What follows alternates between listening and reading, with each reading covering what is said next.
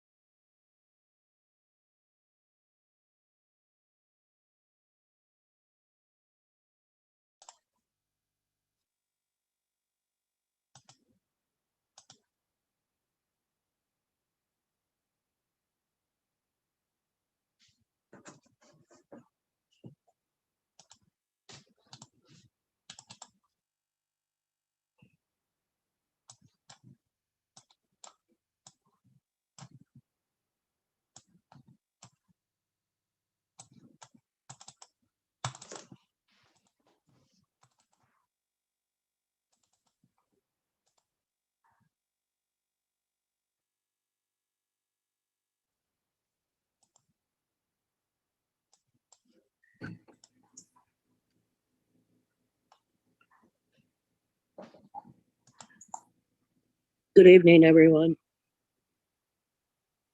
Proctor from. Good evening.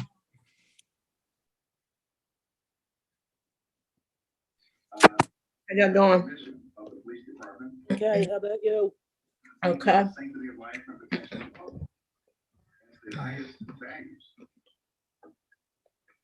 But it is equally wrong. It is equally wrong.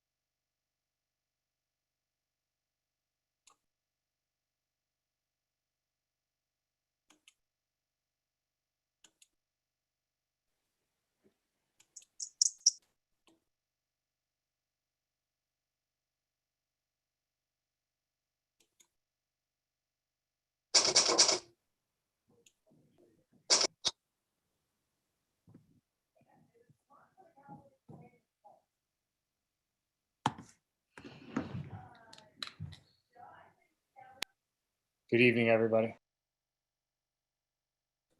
Good evening. Good evening. Evening. Good evening.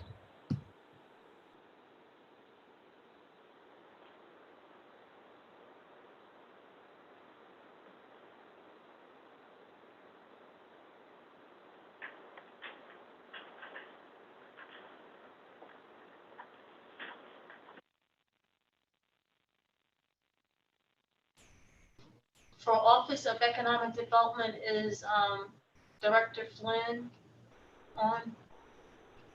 Yes, we are. Okay, I just want to make sure it is for Office of Economic Development, okay.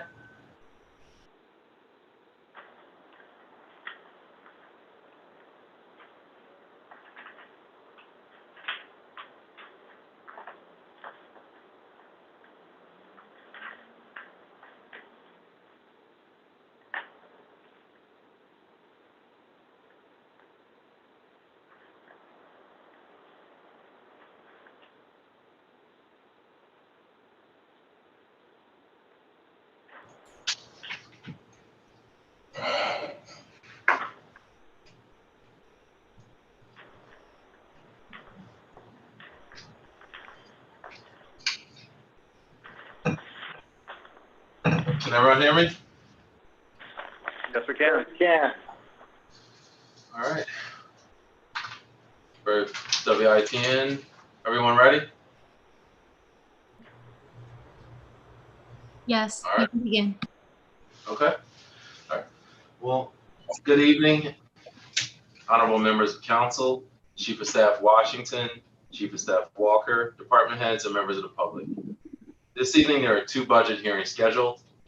The Mayor's Office of Economic Development at 4:30 p.m., followed by Parks and Recreation Department at 6:15. I would first like to start by recognizing members of the Finance Committee who are in attendance tonight. I'll start with a roll call. Do we have Vice Chair? Michelle Harley, 1st District. Do we have a 3rd District Councilwoman? Yes, Councilwoman Zanke I'm here. Present.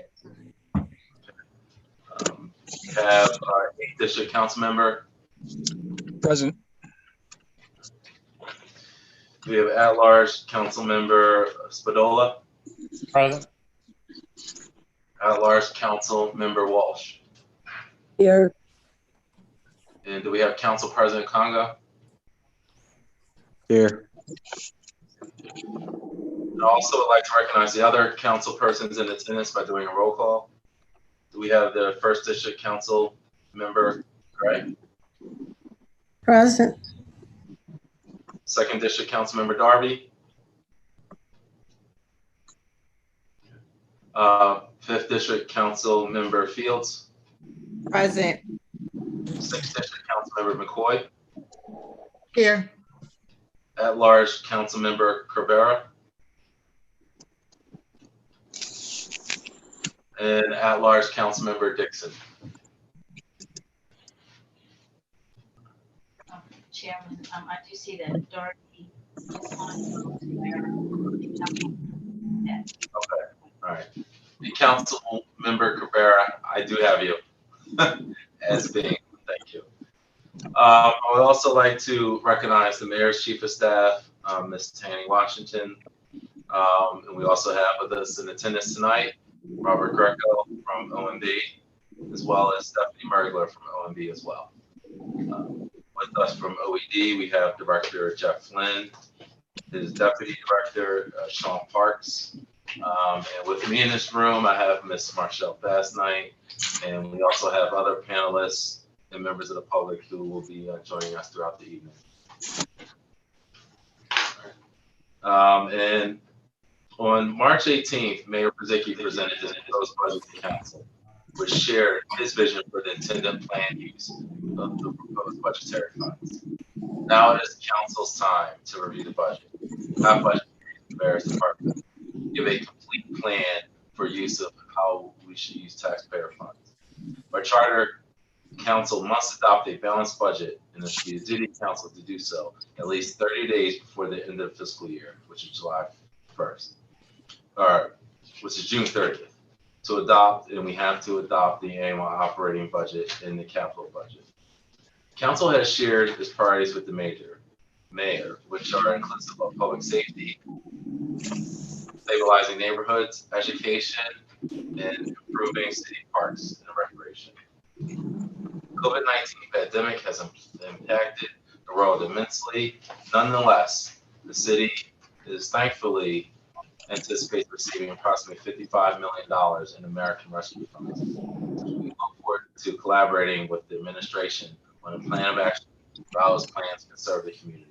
I just want to be clear for all those watching tonight, American Rescue Funds are not factored into as part of this budget because the permissible use of those funds is still unknown.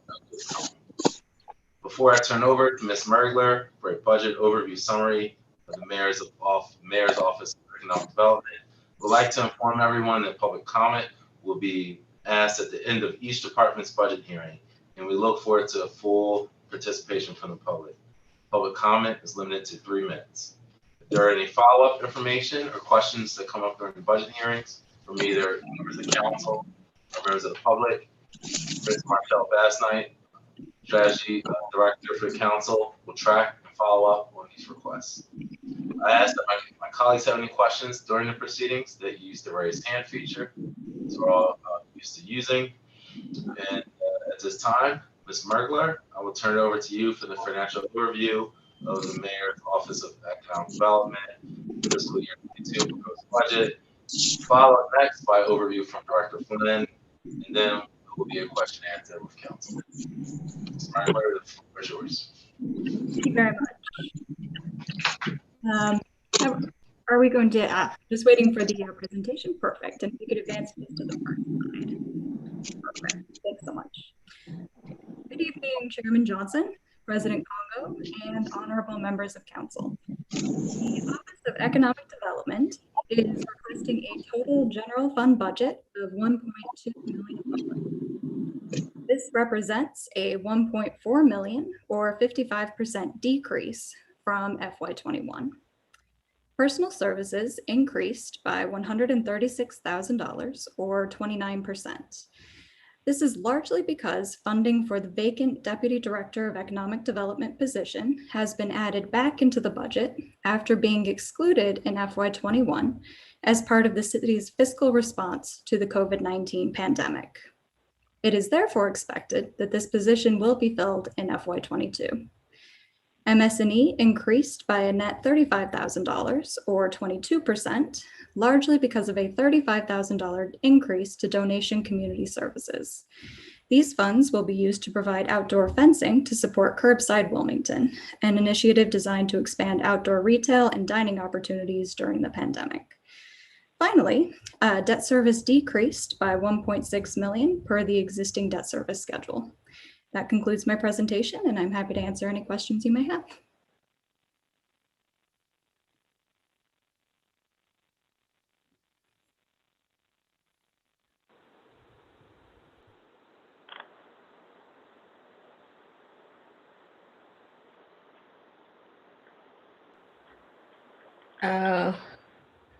Marshall, may I ask you a question? Marshall? Sorry, we were muted on this side. That's why nobody could hear me. Yeah, so we're trying to get some things organized. I believe now we're unmuted, so you all can hear me. And first, as a housekeeping matter, I want to recognize we also have Council Member Fields in attendance. And then if there's any questions for OMB, we can take those now. Excuse me, Mr. Chair, I have one question because I left my folder up there. Looking for economic development in my book because I left I have Department of Planning and Development in here. Because I left my folder up there. So what is it in the white book, Marshall? Look under the mayor's office, under the mayor's tab.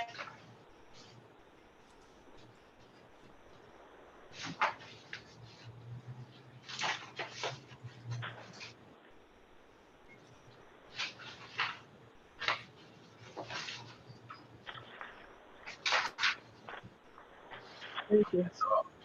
Are you set? Yeah, thanks. I left the other photo. I'm sorry. All right, Councilmember Oliver, and I appreciate it. Again, if there's any questions that come up, feel free to message either me or Ms. Bass Knight. If there's something, just it's a housekeeping matter that council has a question about. Because we can see the screen, so if you send us a message, we can answer that, okay? All right, so I'm turning it to, if there's no questions for OMB, I would like to then turn the floor over to Director Flynn. If you would like to give a brief opening statement before we get into the question and answer. But actually, first identify who is with you. I see Deputy Director Parks. Is anyone else with you? Hi, Mr. Chair. Good evening, ladies and gentlemen of City Council. It's nice to be with you this evening. I'm Jeff Flynn. As mentioned, this is Sean Park. He's the project manager in our department. And we're joined by Miss Marcy Moss, who's our office manager. And we'll get right into our presentation. Okay, all right. That was quick. All right. So let's dive into it. So, first is the standard set of questions that we've been asking each department. I know it's a fluid situation, so, certainly the answer may be different from previous departments. But first, question number one, can you discuss the budgetary impact of COVID on the direct reimbursements through CARES Fund? And this is CARES Act 1. Can you go through the impacts and approximate amounts? Excuse me, Mr. Chairman. I distributed a document that had a breakdown where each department, it captured the impact for each department, and I believe there was no impact for economic development, as I recall. Okay, and that was that circulated last week, I believe? Yes. Okay. All right, so there was no impact for OED. All right. Sorry, I didn't cross reference, so. Okay. And is there any anticipated impact going forward on fiscal year 22, Chief of Staff? Not that I'm aware of. I mean, like the previous slide noted, that is, the vaccines increase, and hopefully the number of positives will decrease. Hopefully our department won't be impacted by that. Okay. All right. Now, are there any questions from members of council on question one? All right, now moving to question two. This is dealing specifically with the American Rescue Plan funds. As a preface, obviously at this time, I think there's been additional guidance in the past few days, but I don't know if we have everything finalized. So is there any input from OED on what the anticipated use of American Rescue funds are? There's been no additional guidance on the use of the funds. Okay. And Director Flynn, so again, I'm pitching it. Is there, in a perfect world, if there's a way you could use the funds, is there some areas that you would like to look towards using them for? I think having our city infrastructure fund with a cash balance, allowing us to react to private investment opportunities that require new infrastructure. I think that's a smart use of funds. In a moment, we're going to talk about the resources that are available for small businesses. But we're part of the citywide discussion with the mayor's office and the administration about all the ideas, and we've participated in those discussions, and the administration will take the lead on their proposal. Okay. All right. So thank you very much, Director Flynn. So let's. There's no questions on question two from members of council. Just for the record, I want to make sure we have recognized Councilmember Darby. I'm not sure if we had her down. She's in attendance as well. And so let's move on to question number three, Director Flynn. I know it's an expansive question, but Can you talk about direct support that OED gives to businesses during COVID? Share the amount, the names of the businesses, and specify if any are minority businesses, the small Yes, businesses. sure, Mr. Chair. So we're going to answer the question with 2 slides. First, we'd like to answer, directly what we've done, what we did in the past year from our budget. And you can see there are 3 direct expenditures in front of you on the screen. The Wilmington Strong Fund, we're going to talk about that in a little more detail in a moment, but we contributed $4,500, a modest amount, to the fund to really be just be a leader in getting the first dollars into the fund. The bulk of the dollars in the fund came from private sources. The second expenditure we had, as many of you know, is the $37,913 invested in barricades and fencing for the curbside Wilmington outdoor dining program. The third expenditure, while not related to COVID, it was a one-time cost that we undertook following the civil unrest in June of 2020. We assisted 45 or so businesses that were impacted and provided grants and state HELP loans to businesses that had gaps in their insurance coverage. So when we read the question, we wanted to be sure that we gave you sort of what we spent from our budget directly.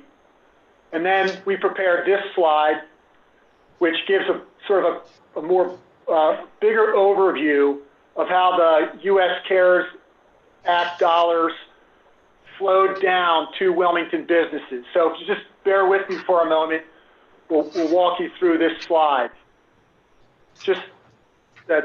Thank you. Just as everybody knows, the CARES Act did not provide funding directly to the city. The funding went to the county and the state. Some funding, as you know, came from the county to the city. And the uses of those funds were discussed earlier. But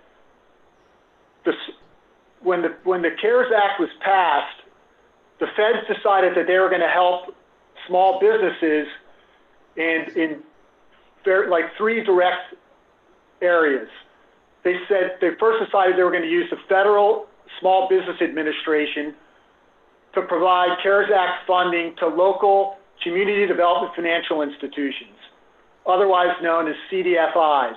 Examples of CDFIs are True Access Capital, Van Hampton's CDFI, Wedco. Basically, CDFIs are nonprofit banks. You'll hear a lot about them during our presentation because we work very closely with True Access Capital and Wedco.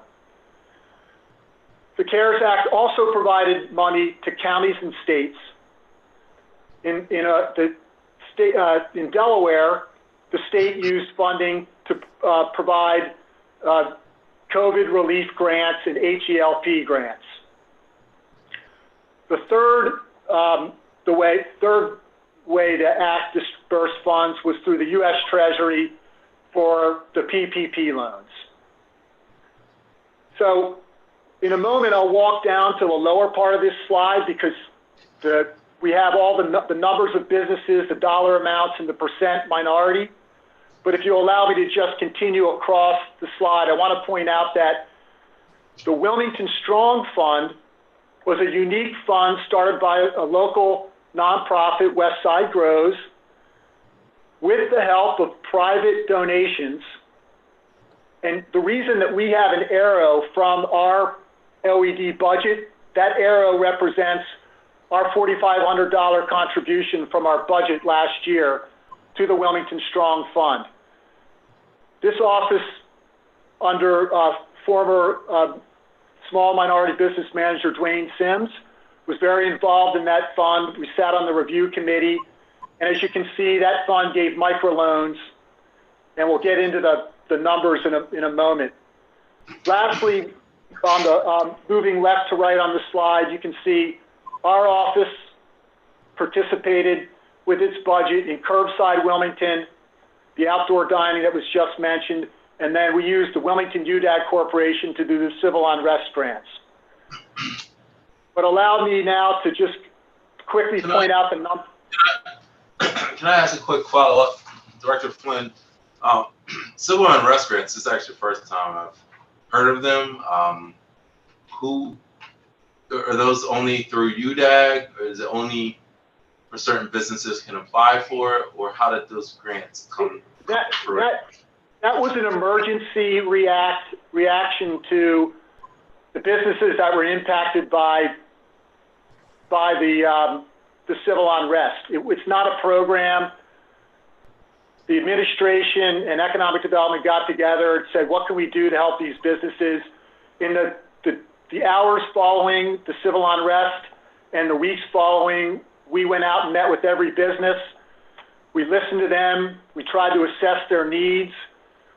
And we came up with this product, not by using our general fund budget, but by using the Wilmington UDAG Corporation. The board of that corporation, which you are a board member of, the board decided that it was going to allow for some of its resources, some of its cash, to be used to address the needs generated by the civil unrest. So it was a one-time project meant to quickly react to that event. Okay. I just because I was not on the UDAG board at that time, and so I wasn't aware of this fund. Yeah. So that came directly through UDAG. Okay. So there's no general fund dollars used for that? There were not. Okay. All right. So, All Mr. Chair, the question went on to ask for the types of data that you see here at the bottom of the slide.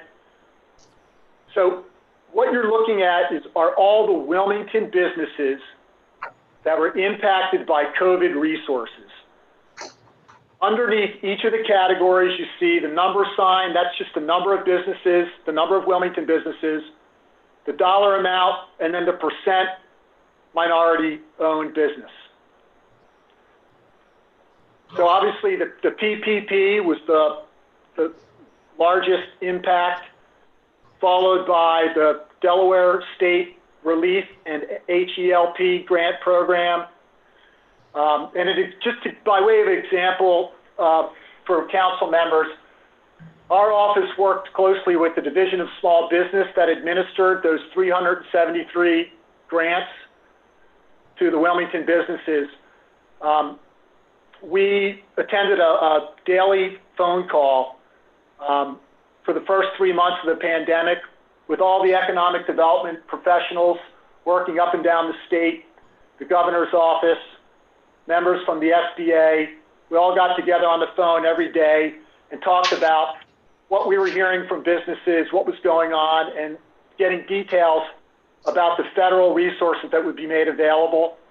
Our office also supported the Division of Small Businesses in reviewing City of Wilmington applicants for relief and HELP grants. Because as you recall, there was a backlog in the early months of the program, and the Division of Small Business needed some assistance. Our office helped by reviewing and qualifying grant applications for Wilmington businesses. Okay, just by way of example of how we were involved. Okay. I believe Councilmember Harley has a question. Yes, thank you, Mr. Chair. Director Flynn, this information you're sharing as it relates to the Strong Fund, now was this the same Strong Fund that was created by Cornerstone, West CDC, and the Wilmington Alliance? Yes, Councilwoman. The Wilmington Strong Fund was started by Westside Grows. Oh, okay. Because I know that they, along with Wilmington Alliance, I thought was doing some fundraising, and had given out a number of micro grants. And so I was just curious to know if this was all the same information that you're sharing. That's all. Yes, and I appreciate you pointing out that Wilmington Alliance was part of that. There were Wilmington Alliance and West Side Grows were the two primary leaders getting the Wellington Strong Fund off the ground with assistance from Barclay Bank. And those 140 businesses, those are the businesses that you're aware of, that you're referring to in your question. Okay, good. I was just making sure. Thank you. My pleasure. Are there any other questions about the sort of the world of the COVID resources for small businesses? Well, I guess, I don't know if we had this on the table to talk about later, but are these funds, these pots of funds, are they dried up, or are they looking to possibly get replenished with the American Rescue Funds? Possibly, if possible. The regulations for the American Rescue Fund are not out yet, but these, Mr. Chairman, these funds, all of them on that third line, the SBRL, the Relief and Health Grants, the PPP, those are all still available. Well, I mean, I'm a little, as you know, the PPP just had a recent round. What was the last round announced? I say recent, it may have been a couple of months by now. I think February. In February. Round 2 was announced in February. Round 2 was in February, so. And the State of Delaware HELP and relief grants are ongoing. Okay. Now, I notice all these are, I guess, kind of macro, just helping out the economics of the city, but are specifically any grants or funds that were used to specifically help tourism and restaurant industry? Because I'm aware of certain cities having kind of different funds for that industry. That's been the hardest hit. Is there something specifically for that, for the restaurant and tourism? Yes, Mr. Chair. You see on the chart the program labeled HELP or HELP? Yeah. That program could only be accessed by businesses with 13 SIC codes, standard industrial classification codes, that were related to entertainment, food and beverage, hospitality, and some personal services.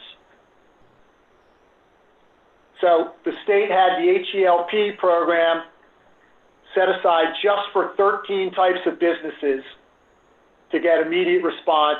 And then for all the other businesses, small businesses, those were handled through the relief grants, the relief grant program. And keep in mind, all you're seeing here are just the Wilmington businesses. Obviously, statewide, these numbers are much greater. Okay. All right. Thank you, Director Flynn. Is there any questions from members of council? Yes, Right. Mr. Chair. Yeah, Councilmember Walsh. Thank you. Mr. Flynn, can you tell me how these small businesses find out about all this? Yes, so obviously at the national level, state level had its outreach and marketing, and then we did our outreach and marketing. We did press releases, articles in the paper. Businesses placed phone calls to their banks.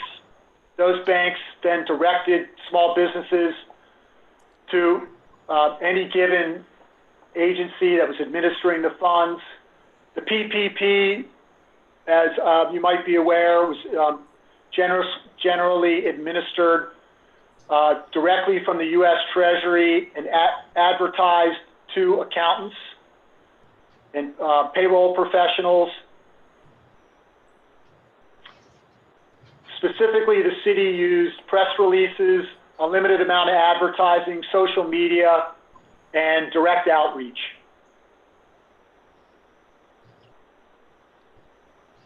Mr. Chair, Yes, please. follow up. Please. Mhm. Yes, please. Okay, Jeff, could you tell me, did you notify people that had been your clients or continued to be your clients? We notified folks that we had relationships with. We also, during that period, we were receiving dozens of phone calls every day. So it was sort of a combination of things. We did a lot of, I used my personal Rolodex and outreach to businesses. We did a lot of mass emailing. Just one more, Mr. Chair. Yes, please proceed. So did other outside agencies such as the state and the county chamber of commerce help with this sort of thing? Yes. Very Okay, much that's all. so. Okay, that's all I have. Thank you. All right. Director Flynn, there's no more questions on 3. I'd like to proceed to question number 4. As part of the fiscal year 21 budget, there was a cash infusion of $1.25 million to the Economic Development Strategic Fund. Can you discuss specifically how that fund helps struggling businesses due to COVID-19? Certainly. Well, we've got Mr. Chair, would you like me to read each of the individual specific questions? Yes. Yes, please read it broken out. Yes. Okay. The question goes on to ask, share the purpose of the Economic Development Strategic Fund, share the types of businesses this fund has aided within the last 4 years, share the percentage of funding from this fund that is aided with small business, minority business within the last 4 years, specify the amount of the current available balance, the amount currently committed, and specify the amount of cash infusion since inception. So to answer this question, we've prepared 4 or 5 slides. We'll go through each slide, and then of course we'll answer any questions or make clarifications. Okay. The first slide, we just wanted to give the audience an overview of the purpose of the fund and talk a little bit about its history. The Strategic Fund is a multi-year capital fund under OED in the budget. It was established by legislation in 2002 to provide an economic development tool, a financial incentives tool to attract and retain business. It's modeled after the state strategic fund, and many cities of our size have a similar product that they call project or strategic funds. The amount of the grants we make out of the strategic fund is directly based on the number of jobs and wages that a company or a small business will commit to the city. The city recoups this money through the payback from future wage taxes. And of course, the wage taxes don't go back into the strategic fund. They go to the general fund, and then council authorizes infusions into the fund on a consistent and regular basis. Lastly, the strategic fund is governed every time we make a grant. It's governed by a contract that has performance requirements and clawbacks. There is no limitation to the size of business that we can support. It's just that the goal is to try and recoup our grants within 2 to 3 years from the future projected wage taxes. Anyhow, this slide answers the question about the number of infusions since it was created in 2002. You can see here, we've got about $16 million since 2002. And then, of course, the most recent round last calendar year was $1.25 million with $250,000 reserved for minority businesses. Next slide, please. But I have a question on that, Director Flynn. So it's primarily used, so are these grants forgiven if certain performance metrics are met, or is it just a grant?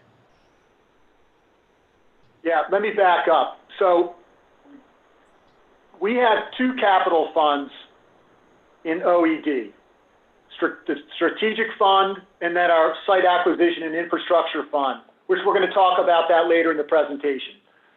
The strategic fund, we try and limit its use to providing incentives directly to business.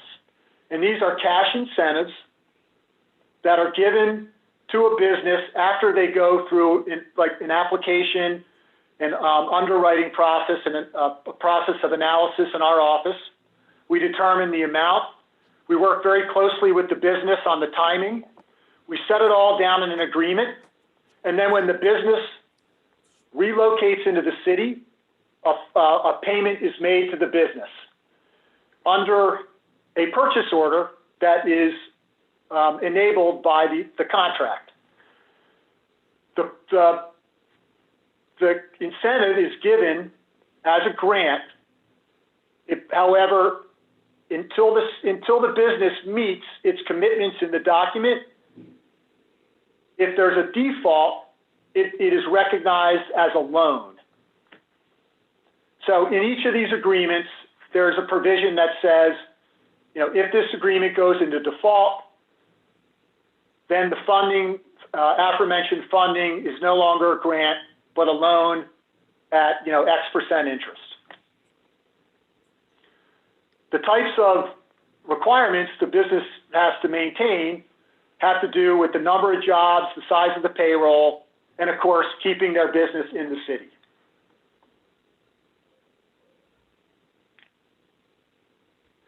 So that's a little bit of a very general overview of the strategic fund grant incentive program.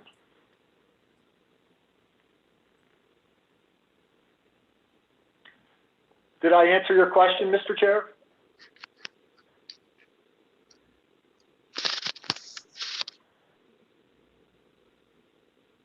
The chair is having technical difficulties, so they got disconnected. They will be right back on if you would like to continue with your presentation. Okay, thank you, Councilwoman. Just a moment. Looks like Council President actually had his hand up for a question.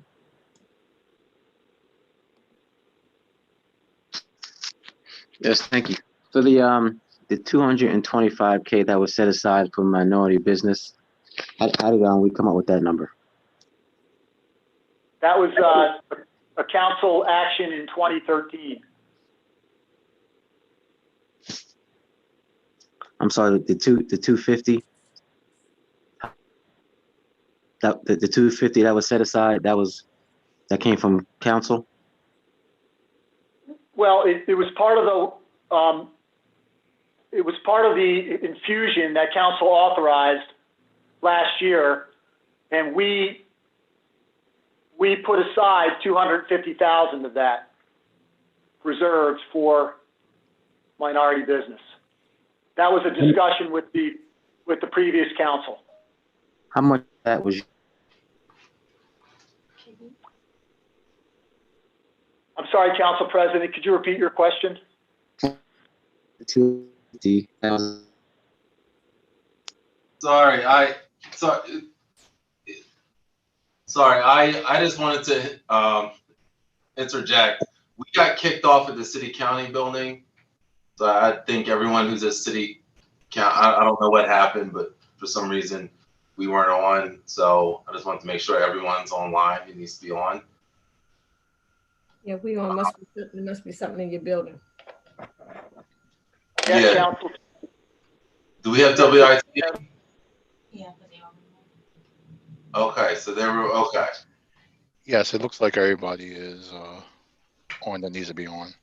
Okay, yeah, because we completely were cut off. So I missed the past minute, but if you could rephrase the question, Council President, I believe you had a question. There was 250K set aside for minority businesses. How much of that was used? Well, we're going to go into more detail in the next question. Okay. All right. Thank you. And I believe before I got kicked off, Director Flynn, I was just more asking about whether these are grants that can be forgiven or whether there's performance metrics.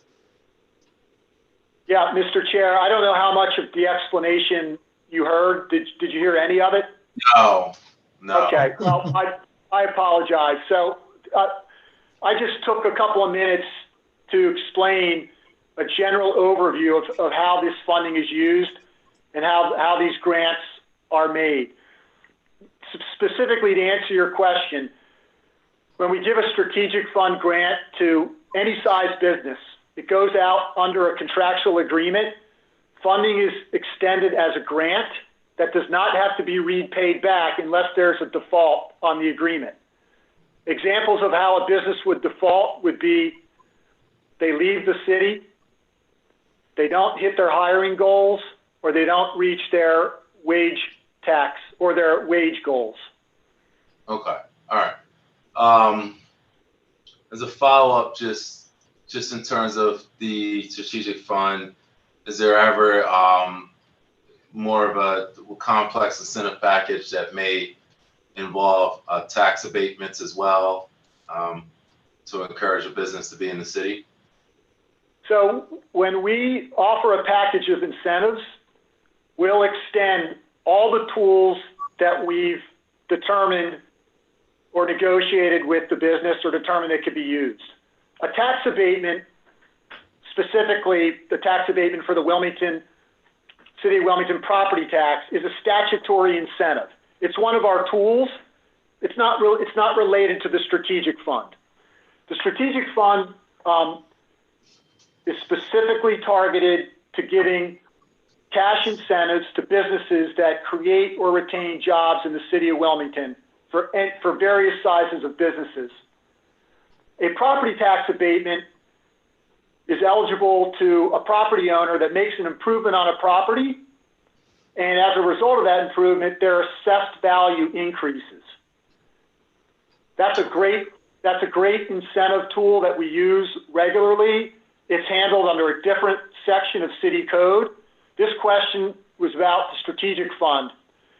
But I think, Mr. Chair, when you have the opportunity, we'll get together and I'll show you a typical letter that we send when we're competing to attract a company to the city or we're trying to retain one.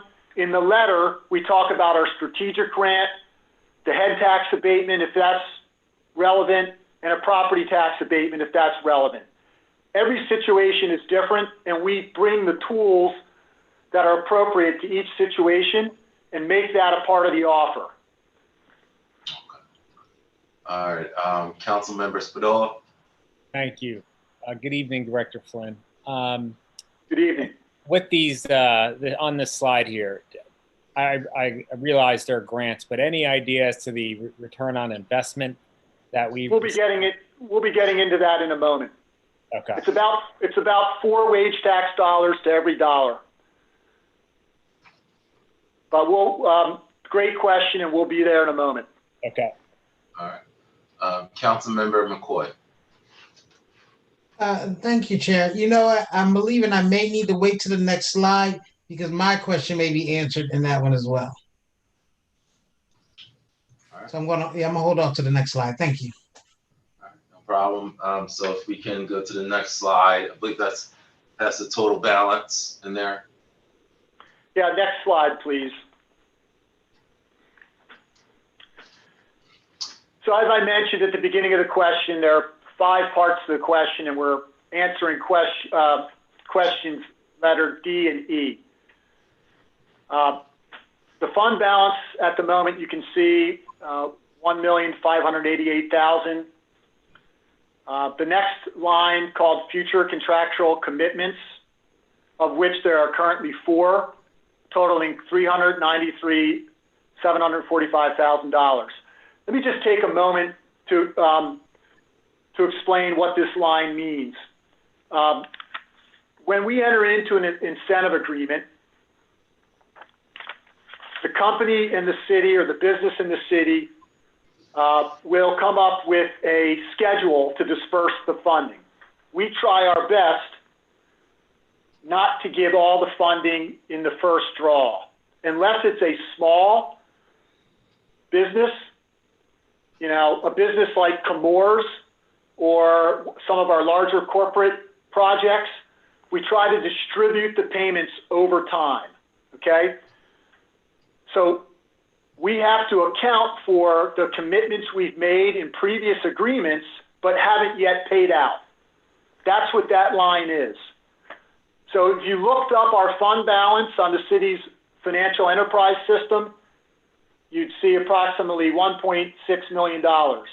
What you won't see necessarily is that we have to reserve $393,000 for contractual obligations we made in the past.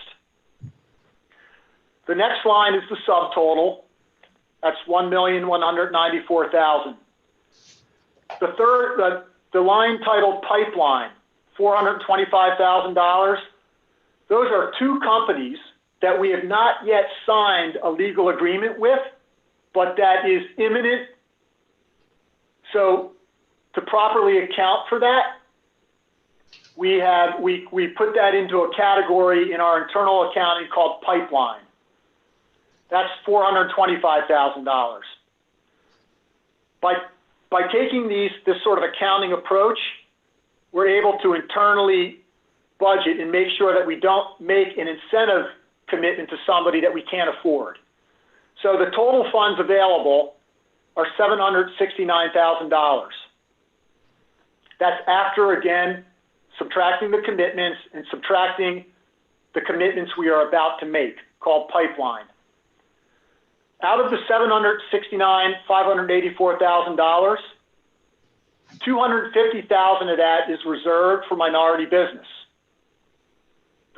The balance, or $584,000, is unreserved. And if I just take a moment here to let council know that the strategic fund is not legislated or restricted to any size business or of any ethnicity. It can be used for any business. About 2013, council at that time decided that it was in the best interest of the city to take a portion of the strategic fund and reserve it for minority businesses, which we wholeheartedly agreed to do. And I don't assume that prior to that, administrations weren't making grants to minority businesses. It's just in 2013, council and the administration said, all right, we're going to start doing things a little differently, and we're going to make a reservation. That reservation has been funded a few times.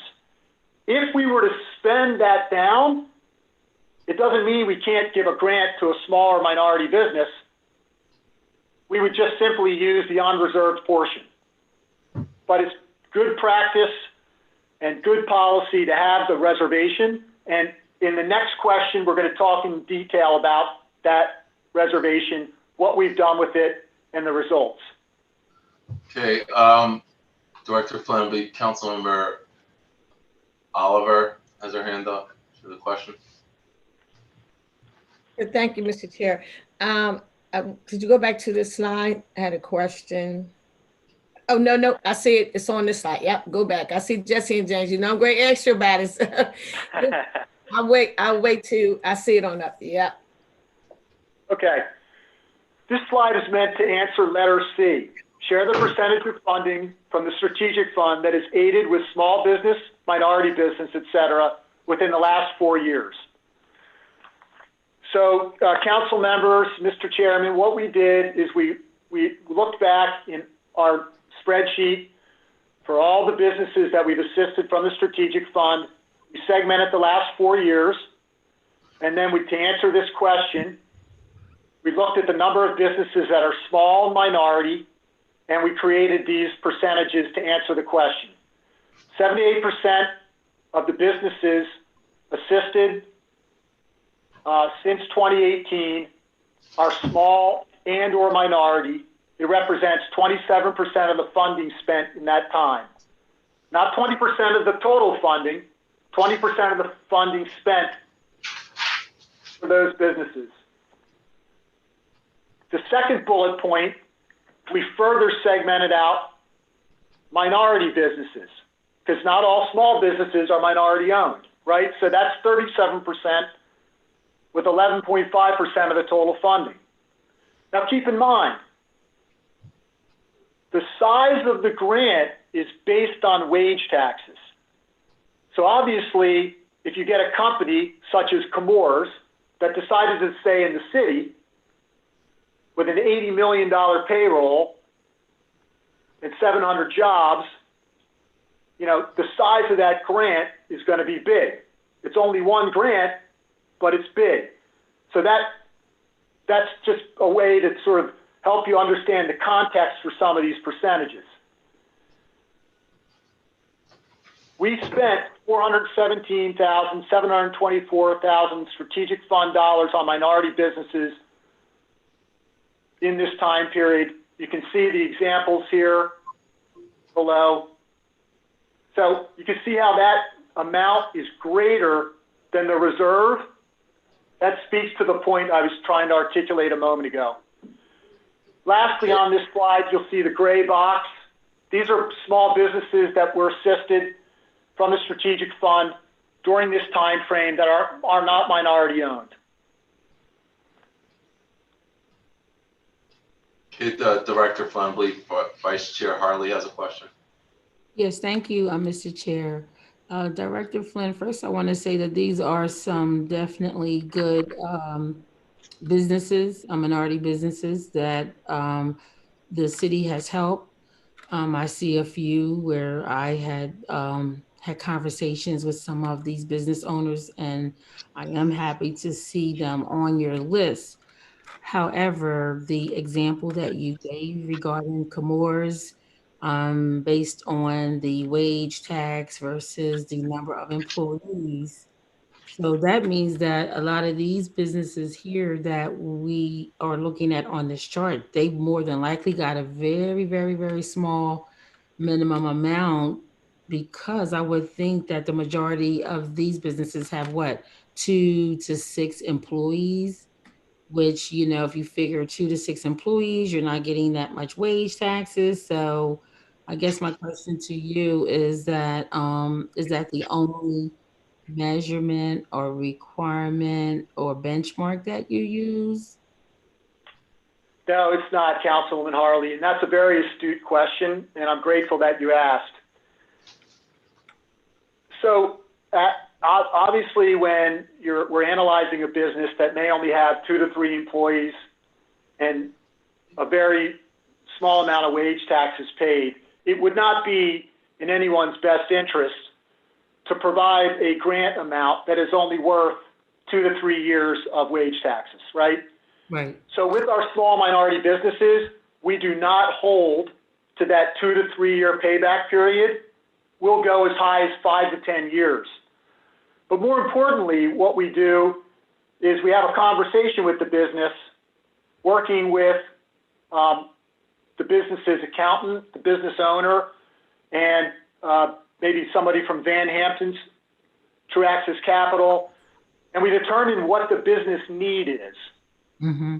And then we'll size the strategic fund grant to meet that need, and we hope that it comes in a reasonable payback period of 5 to 10 years.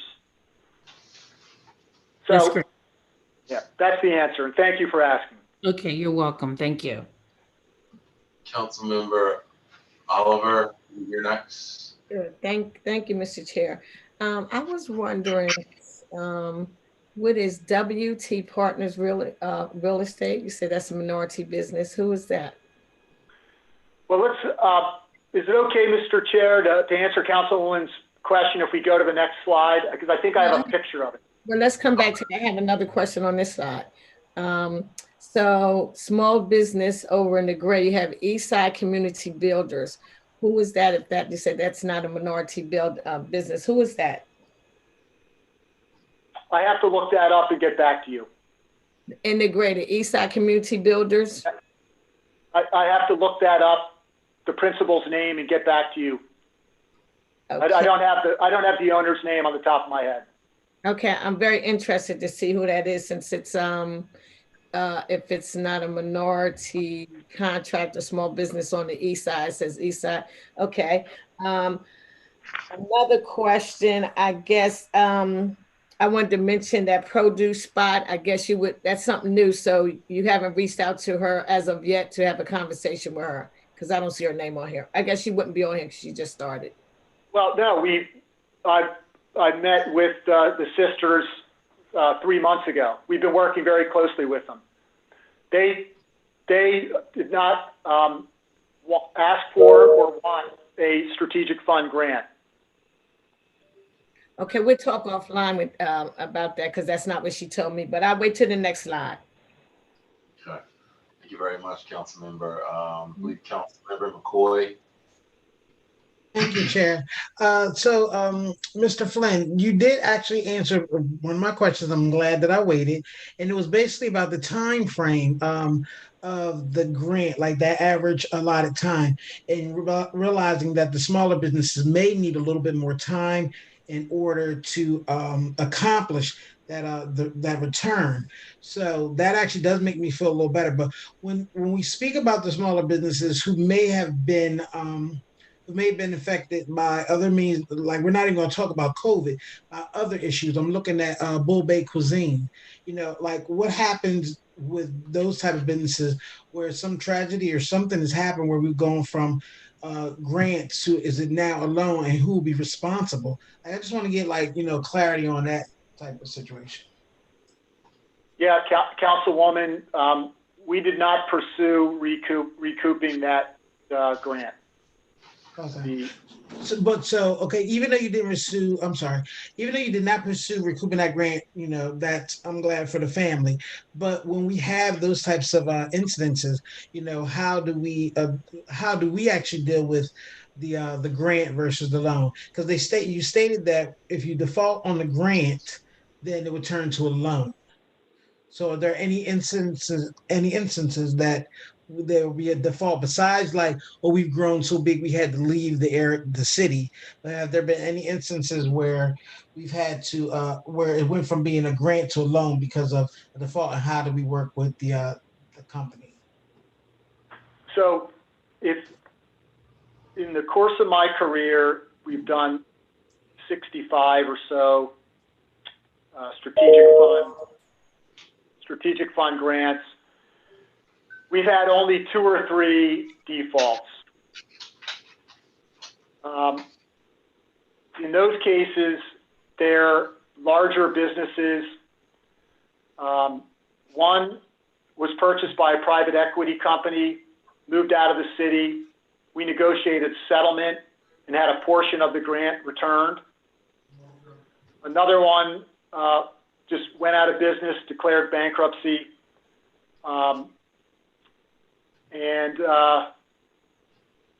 So when we enter into these agreements with businesses, we're very careful to make sure that both parties are getting into something that they can commit to. So it's actually, we have got a pretty good track record of not having any defaults, thankfully. And outside of over the past 20 years, a few examples, we haven't had to deal with the issue. On the small businesses side, it happens a little bit more frequently, but as you know, there's no credit.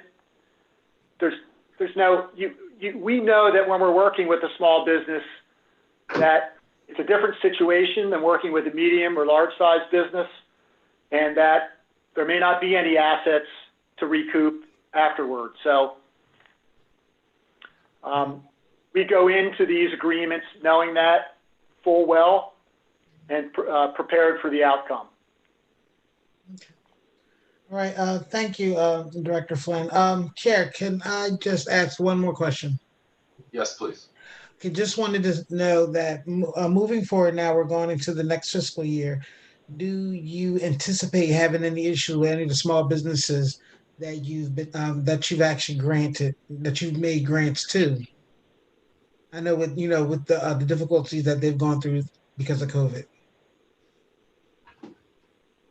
We don't anticipate any. No. Okay, that's good to know. Thank you very much. My pleasure. Thank you for asking. So to kind of clear it up, Director Flynn, is a way you're kind of, especially the small businesses, you're betting on these businesses that they'll be successful in the city. Is that correct? I mean, that's what you're doing, right? It's a calculated risk.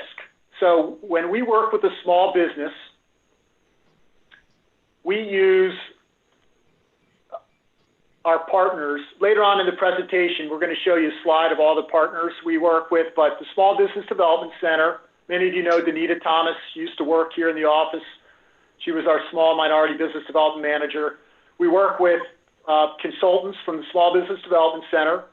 We work with loan underwriters and officers from Wedco and True Access Capital. We partner the small business up with a consultant who goes through their financials or their projections with the office. We look at the needs that they have. We look at the capital that they're putting in. Oftentimes, there might be some loan capital involved. So we already know that the business may have gone through an underwriting process by a professional lender. So I wouldn't use the word bet. We're willing to take risks, which is what council wants and what good economic development practice allows for. We won't necessarily make a strategic fund grant to a business that doesn't have any customers, doesn't have any cash, and hasn't started their business yet, but just has an idea. We are willing to make a strategic grant to a small business that has demonstrated that they've thought through their plan. They may even have a couple of customers already or some cash flow. They may have even gotten a small business loan. But more importantly, they have a 5-year projection and they know who their customers are, when they're going to get them, and how much each customer is going to pay them.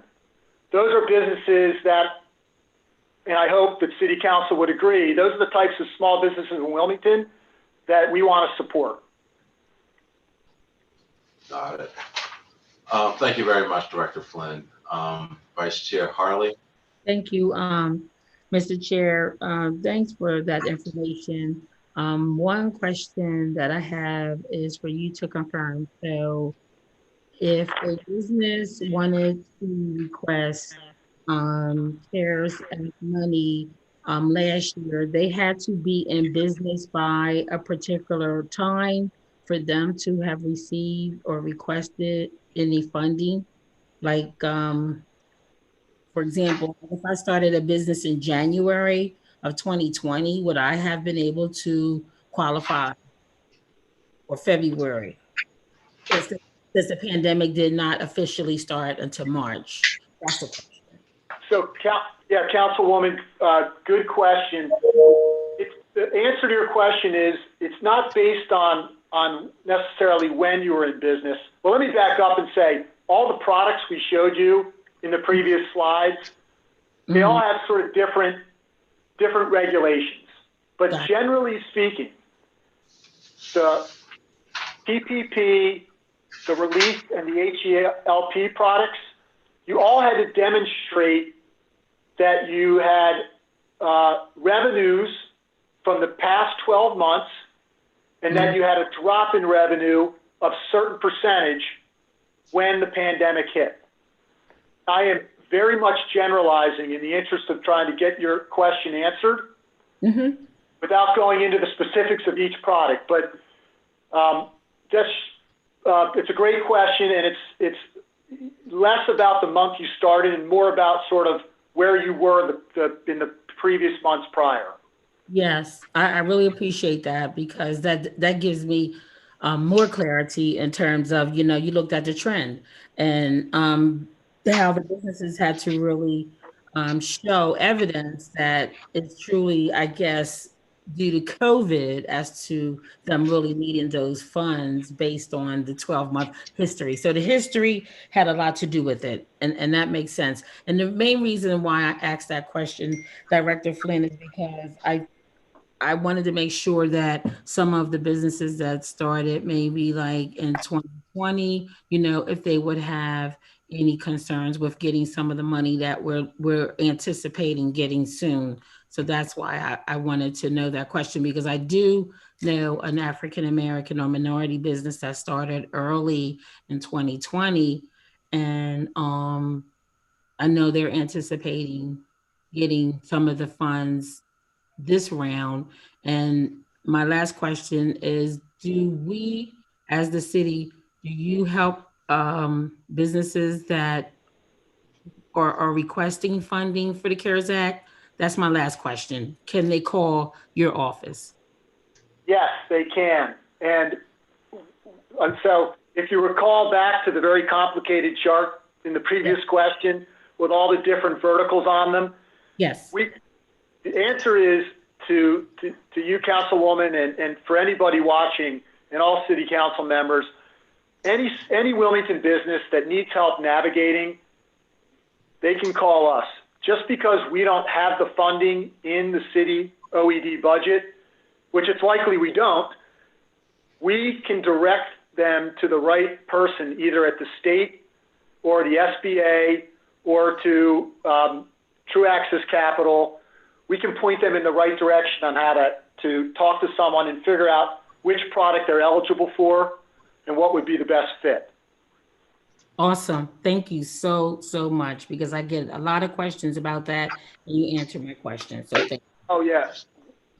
We would appreciate it if all council members would refer businesses in their district to us. And many of you do, and you always do. Well, I know we have some new council members on the hearing today. We're as successful as the referrals we get in part from you. So thank you to those who have done it and continue to do it, and we welcome all new members of council to help us be successful by referring your businesses to us. Great. Thank you very much. I knew you helped out before, but I just wanted to make sure that you'll be helping with the next round of funds that are coming out. We'll do our best. Thank you. Excuse me.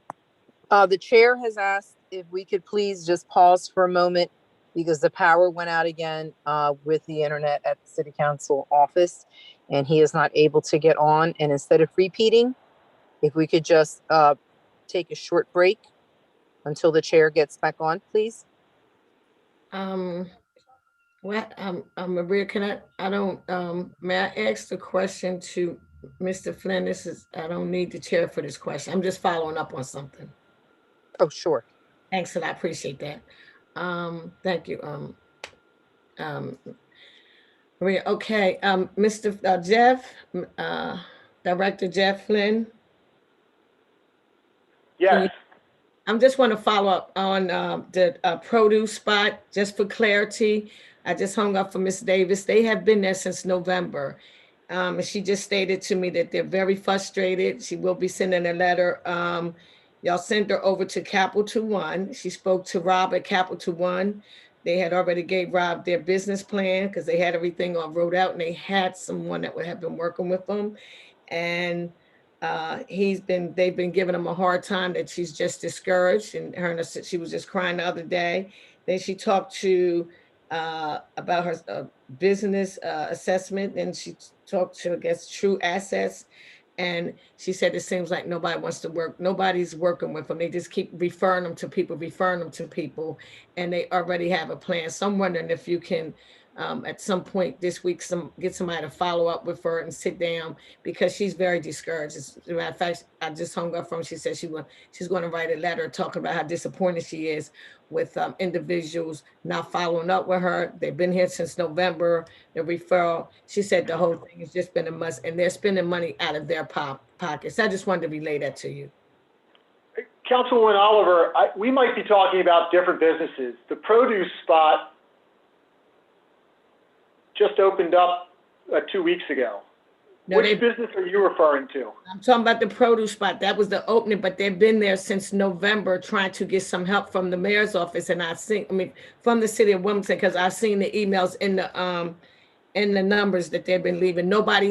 Well, we can talk about it later, but nobody's following up with them. Put it like that, because they've been calling since November, and I see the emails. So I don't know if I don't know, excuse me, I don't know if your office just been busy with other projects because of the pandemic, but I'm just stating that we do have a small minority business over there that's been there since November. I've seen her emails, and she's not getting anywhere. So Councilwoman Oliver, I think there's a disconnect. I'll follow up with you after this presentation. Okay, it's definitely not a disconnect. I'm in touch with the owners of that business. I just made a statement. I'm not trying to, debate. I'm just talking to the lady. I seen the emails, and I'm just, I'm not saying you did anything wrong. I'm just saying I saw the email. She's been there since November. Nobody's reached out to her. Mr. President. That's not true. Excuse me, Mr. President, as the Vice Chair of the Finance Committee, I will be more than happy to continue on until the Chair of the Finance Committee. Hey all. We I don't want to know what's going on the ninth floor, but we're having another blackout. So I don't want to interrupt. We can pick off. I believe Councilwoman Oliver, you have some questions. No, I was just making a statement, Chris, about the produce spot on Governor Prince. I'm on the phone from the lady, Miss Davis. I could give you her number, but nevertheless, she's been over there since November, and she's called the mayor's office. I've talked to them, and it was a miscommunication up there, but I'm just stating the fact that she's a minority business. She's been there since November. She's been connected with Capital One. I've seen her emails, and somehow she's getting a runaround. I don't know where the disconnect is coming from, but I'm just telling you what she told me, and I saw a couple of emails. So she's frustrated, and her and her sister, she said they was very upset the other day. I'm just asking somebody. I'm not here to say I don't know who's right or wrong. I'm just asking, could somebody reach out to her? That's all. I'm already in touch with her, Councilwoman Oliver. I'll take care of it. Thank you for bringing it to my attention. All right. So are there any more questions on question number 4? No, Mr. Chair, I just wanted to let you know that I was willing to step in to move everything ahead. Didn't want to get ahead of you or go ahead of you, but I was willing to step in and do that. I appreciate it. Yeah, Councilmember Harley. Actually, next time if that happens again, I'll text or I'll text somebody to let them know that we're booted off again. Okay. Thank you, WITN. But it looks like I guess we're good. So fingers crossed we can make it through the rest of the evening. So let's move to question number 5, Director Flynn. Specifically, this I believe follows up with Council President's question. I know earlier this evening about the amount of funds used for minority small business program. Yes, thank you. The question asked, specify the amount of the current available fund balance, specify the current amount committed, specify the amount of infusion since inception. So we're going to use the same layout that we used for the strategic fund. On the first line, you'll see the sort of the balance forward from last year's budget. Again, this is the reserved portion of the strategic fund. It was $150,000. We had $250,000 we're reserving as part of the last strategic fund infusion for a total of $400,000. We have 3 commitments of $150,000, which remaining we have $250,000 of reserved funds. And again, these are the strategic fund dollars set aside a reserve for minority businesses. Okay, okay. And do we have a list of who they are? Is that on the next slide? We have a list. I'm not going to go through the list on the presentation, but we have prepared all the lists and we'll forward those to your office. This slide shows an example of some of those. And as a quick follow-up, Director Flynn, those businesses that you provide on the list, they're still operating? Yes. Okay. Okay, great. Moving on to question number 6. Can you provide a update on the amount of revenues generated and collected as a result of the OED efforts from fiscal year 20 to 21? I believe this hits Councilmember Spadola's question earlier this evening about what is our return on investment. Okay, next slide, please.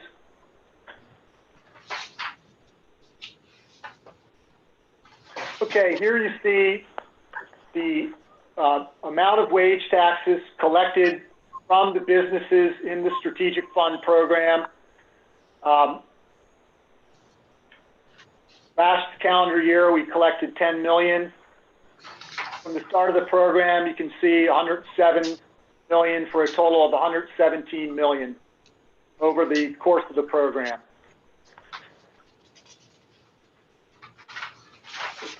Here's a graphic representation of those revenues since the inception of the program.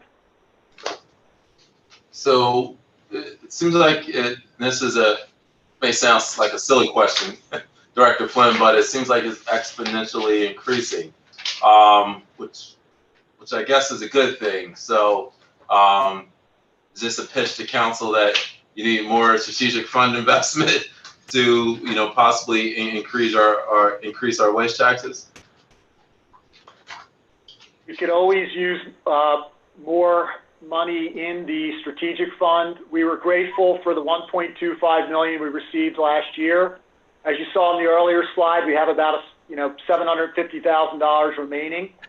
We'll be working very closely with you as the finance chair to let you know as we approach, as we bring commitments on and approach a zero balance. But the reason it's exponential is if you make a strategic fund grant of $3 to a company that, say, produces $20 a year in wage taxes, but they're going to remain in the city for 10 years, it acts like an annuity, to your point. So it's a very useful tool, and it's had a great impact on the city budget.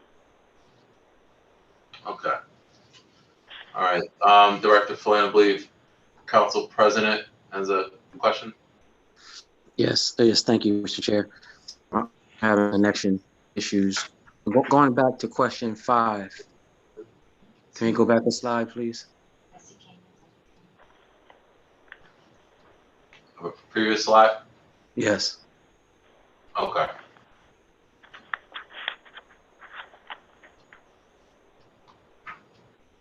I think it might be one before that. It was about the minority businesses and how much was allocated, how much is still left.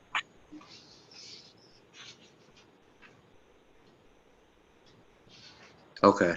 Yeah, I just want to make sure I'm reading this clearly. So we allocated 250,000, but we set aside 250,000, but we only allocated 100,000. Is that right? Am I reading that right? No, Council President, I don't believe you are. Okay. Last year, so the first line, the FY21 balance forward, that represents the amount of money in the reserve portion of the strategic fund coming in to fiscal year 21. Okay. We then added the 250,000 when the 1.25 million was authorized and funded, for a total of 400,000. That's what we have in the reserve right now. However, we have $150,000 committed, just not yet dispersed. And so 400 minus 150,000 in commitments is 250,000 in the reserve fund. Okay. All right. Thank you. So for that 150,000 that was forwarded from 21, what was the original amount that we had? The original amount was authorized. If we went back a few slides, remember we showed the various infusions. I believe the first 2013 was 375,000. 225,000 from the original authorization. You said 225 was the total? Yes. And then from that, we forwarded 150? Yes. So am I thinking this throughly, correctly? So we used 75,000? Of the set-asides that council authorized, yes. But remember, we're not limited. We can use the unreserved portion of the strategic fund for a smaller minority business. So that's not the total amount that we've spent on minority businesses. It's just a portion from the reserve. Okay. Is there a question that talks about our outreach to minority businesses? Do we address that in this hearing? Specifically, I don't believe so, so I believe this would be the place. We'll be talking about our outreach later on in the presentation. Okay. All right. Thank you. We did show a slide previous to this about the amount of funding, Council President, that was spent on minority businesses in the past 4 years. I don't know if you were on the presentation for that, but we'll follow up and make sure you have a copy of it. Okay. Thank you. Okay. Councilmember Oliver, the floor is yours. Mr. Chair, could you go back? You clicked you clicked past it. Go back one more. Yeah, this right here. I see Market Street. I see the art opening. Juices. This Jesse and James, I would like to see that a little bigger. That's rather small. I just see Jeff, I see you're a little sensitive tonight, but this is my time to ask you questions. Am I correct? Yes, please. Okay. Happy to answer. Thank you. Okay. It just seems if it's minority businesses downtown, they seem to get a little bit more attention opposed to in other areas. I want to throw that out there. Let me see. I mean, because I could barely see this. I mean, whatever this, Jesse and James, it's a barbershop. You would think I would see something that pertains to a barbershop on there somehow. If we can maybe get another picture or do something with that, because that looks a mess to me too. Be advertising as a small minority business, or maybe it's not in the right community. I'll wait and I'll come back to ask the other question. Okay, thank you very much. Councilmember McCoy. Thank you, Chair. Director Flynn, I was a little confused.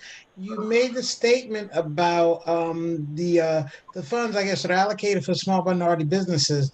When Council President was kind of asking about the amounts, and it didn't look like, I guess, there was still more left over. Right. And I think you made a statement kind of like we were able to still use funds that were unreserved, but I'm wondering why would you do that? If it is a small minority business, why not just stick with making certain that we use the small minority business money? Like, I just want to make sure that I heard that clearly. Yeah, no, Councilwoman, it's a great question, and I'm happy to answer because it can be confusing. Okay. We go to the reserve fund when there's money in it, we'll go and we'll draw down from that first for minority business. If we draw down to zero, we still have the strategic fund, the unreserved portion.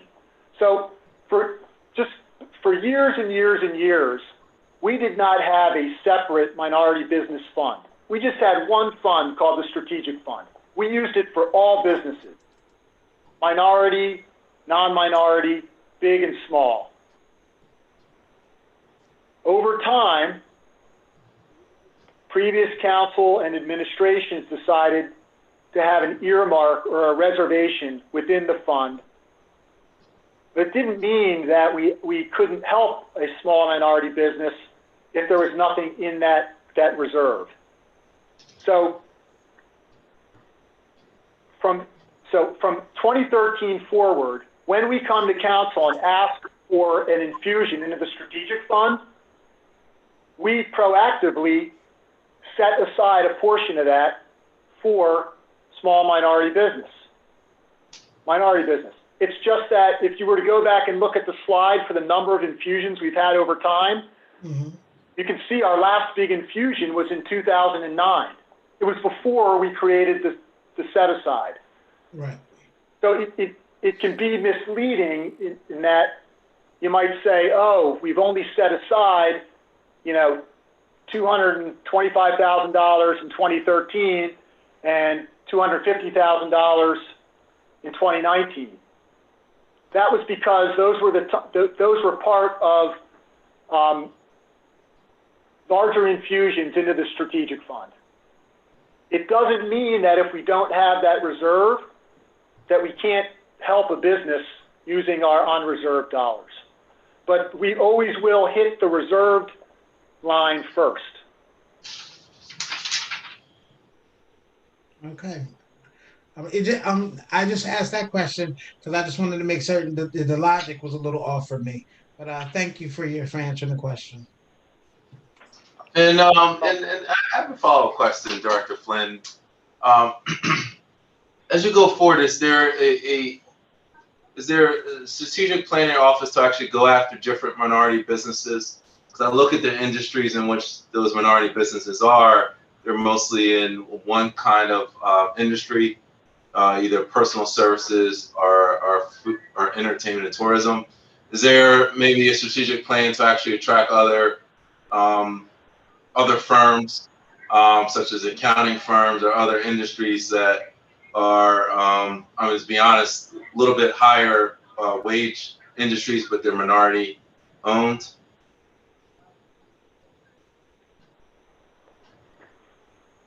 We have a list of 85 businesses, minority businesses that we assisted in some way or another, not always using the strategic fund. We provided this memo to council earlier on in the year. I'll get you a copy of that, Mr. Chairman. You'll see on this list companies such as DLH CAD, which is a minority-owned technology company. There's some trucking companies. There's definitely different industries represented in the services that we provide to minority businesses. We're just specifically talking about the ones that received a grant. So it's important to remember that the strategic fund grant is not the only tool we use to help minority businesses. We also work with Wedco, True Access Capital. We have the Grow Wilmington Fund. So there's other products and services that we use to help all businesses, including minority businesses. Okay, and it was just a general question. I would like to see that breakout because I appreciate what you provided, but it just seemed like they were all in one industry, and I just wanted to make sure that or see what other plans there are for other minority businesses and tech industry and other fast-growing areas. Yes, okay. We do. Okay, all right. I appreciate it, Director, and I believe we're on question 7. This is specifically discuss the economic incentives, specify the number of new jobs, and importantly, can you discuss the state of where the occupancy rate is for the city in terms of commercial buildings? Yes, so I believe certainly. some of the stuff we discussed already, the economic incentives, so we don't have to go over that again, but definitely the office commercial vacancies is very important, of course. Okay, the first slide, we've circled the answer to the question since fiscal year 17, 743 jobs. What you're looking at is our city stat dashboard, which is where we track all of our performance metrics. Underemployment, 743 jobs, to answer the question. On to the next slide, please. We'll see this is a slide that just gives an example of some of the new companies and jobs shown on the city map. You'll recall this is the slide we used at a recent presentation to the Finance Committee. Next slide, please. And this is the second page to our city stat dashboard. We're just putting it up there so you know what it looks like, and that this is how we track our metrics. Next slide, please. Chris, and here's the answer to the question about office space. Council member Oliver has a question. You're moving fast. Can you go back to the other slide? Okay, we can slow down. Go back one more. Then let me just see that, please.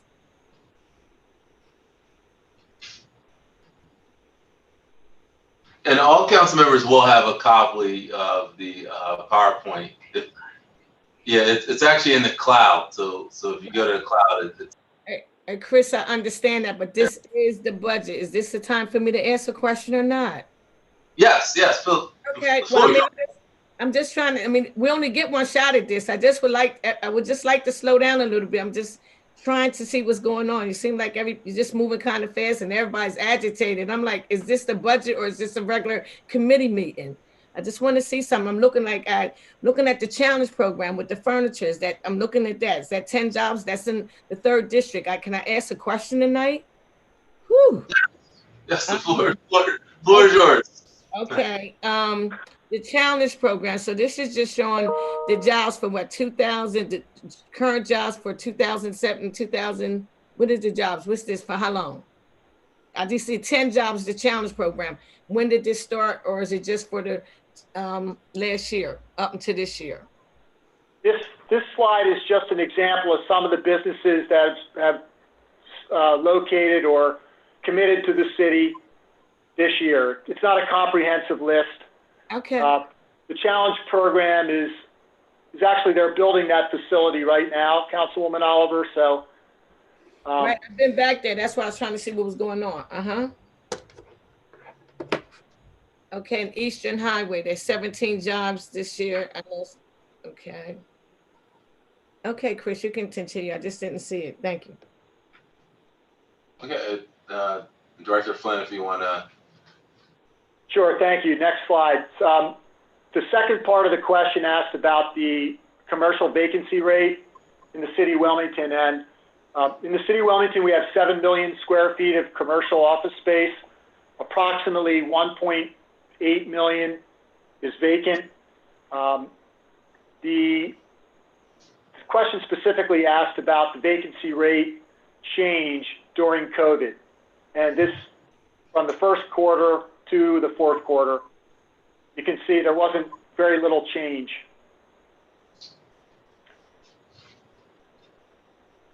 And of course, Director Flynn, is it wrong to assume, I guess, it's still up in the air as to how employers may navigate the work from home, I guess, and the type of office spaces that they need?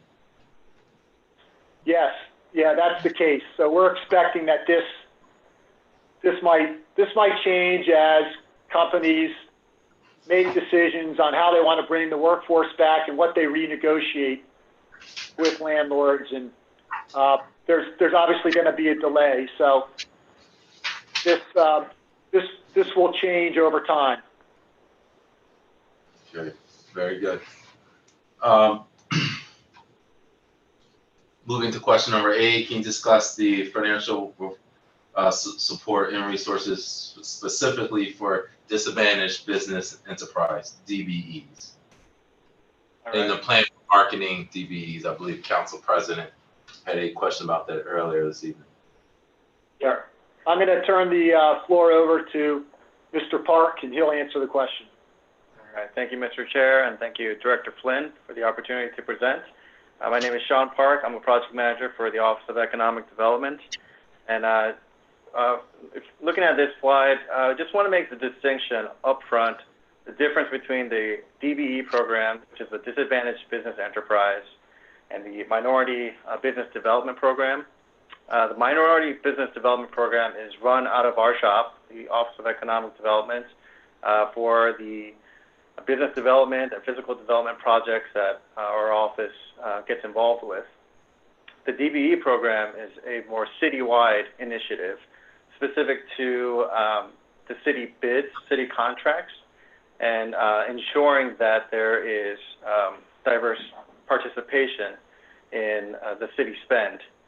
So the DBE program is interdepartmental. Our office plays a role and communicates closely with the Office of Department of Finance, the Procurement Department, and other departments that request city bids, including Parks and Recreation, Public Works. And our role is limited to managing the DBE certification list and advocating for the DBEs on this list. So if you go to the next slide, we'll get into the ways, the methods that we assist the DBEs. Number one is having communications with DBEs via phone, email, to advise them about opportunities that are coming up within the different departments for city bids. And a lot of these DBE organizations are very small in size, from it could be 1 to 3 people. And so they don't have the staff to be up to date with the city bid opportunities that are offered throughout the year. So this office communicates with DBEs just to make sure they're notified about these opportunities. And secondly, we attend all pre-bid meetings just to ensure that all prime contractors and that the department heads know the importance of the DBE program, and we emphasize what the requirements are for each pre-bid meeting. And third, we attend all contract bid opening meetings just to ensure there is participation within for DBEs. And fourth, we review DBE contracts to ensure that prime contractors are making a good faith effort to reach out to the DBEs that are within our certification list. Fifth, we do DBE advocacy. Internally, we advocate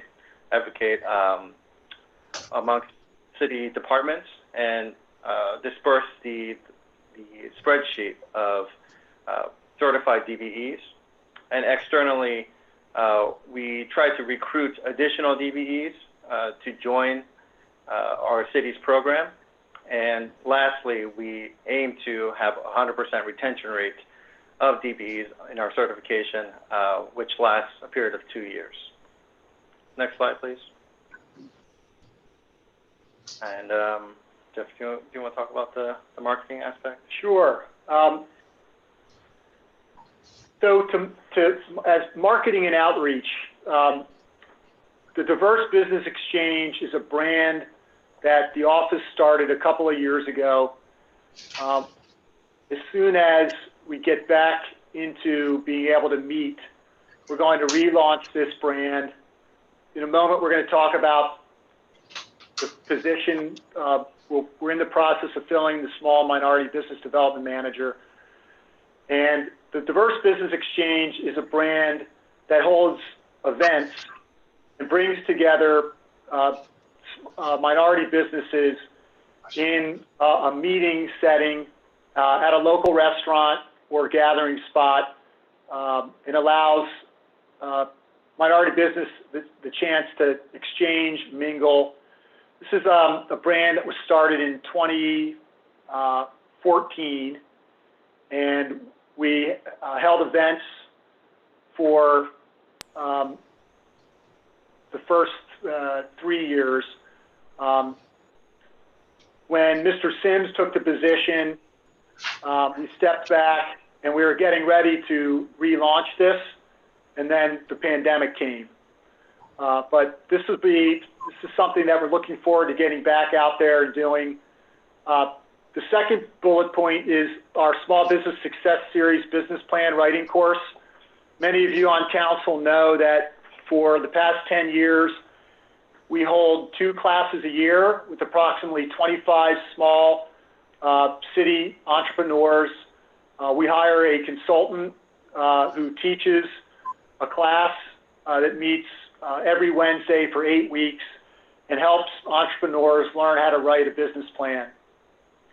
Other ways that we get the word out about minority business, we join boards. And so 3 boards that our office is involved in is the Tech Talent Pipeline Project, Jumpstart Wilmington, the Equitable Wilmington Advisory Board. Again, these are just examples on how we get out, meet with people, get the word out, understand what products and services are available by other agencies, and talk about what we can do. True Access Capital, Van Hampton, many of you know Van, and Wedco are 2 sources of 2 ways that we can get the word out and make connections with small minority businesses. We do a lot of public outreach prior to the pandemic. About a year ago, for example, we spoke at the Wind Factory.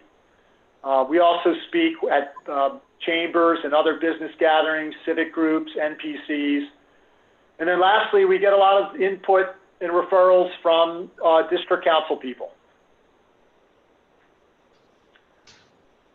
So these are the primary ways that we get out and meet with local businesses and try and get the word about what's available.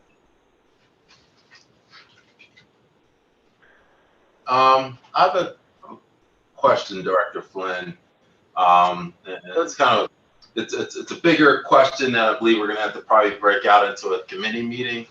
But there was an audit in July 2018 about the systemic changes that are necessary, and also the city code changes that were necessary to fully implement the DBE program. And my understanding that there may be some progress, but not the majority of the recommendations have not been fulfilled. So do you have any update on that, like what the plan is to address that?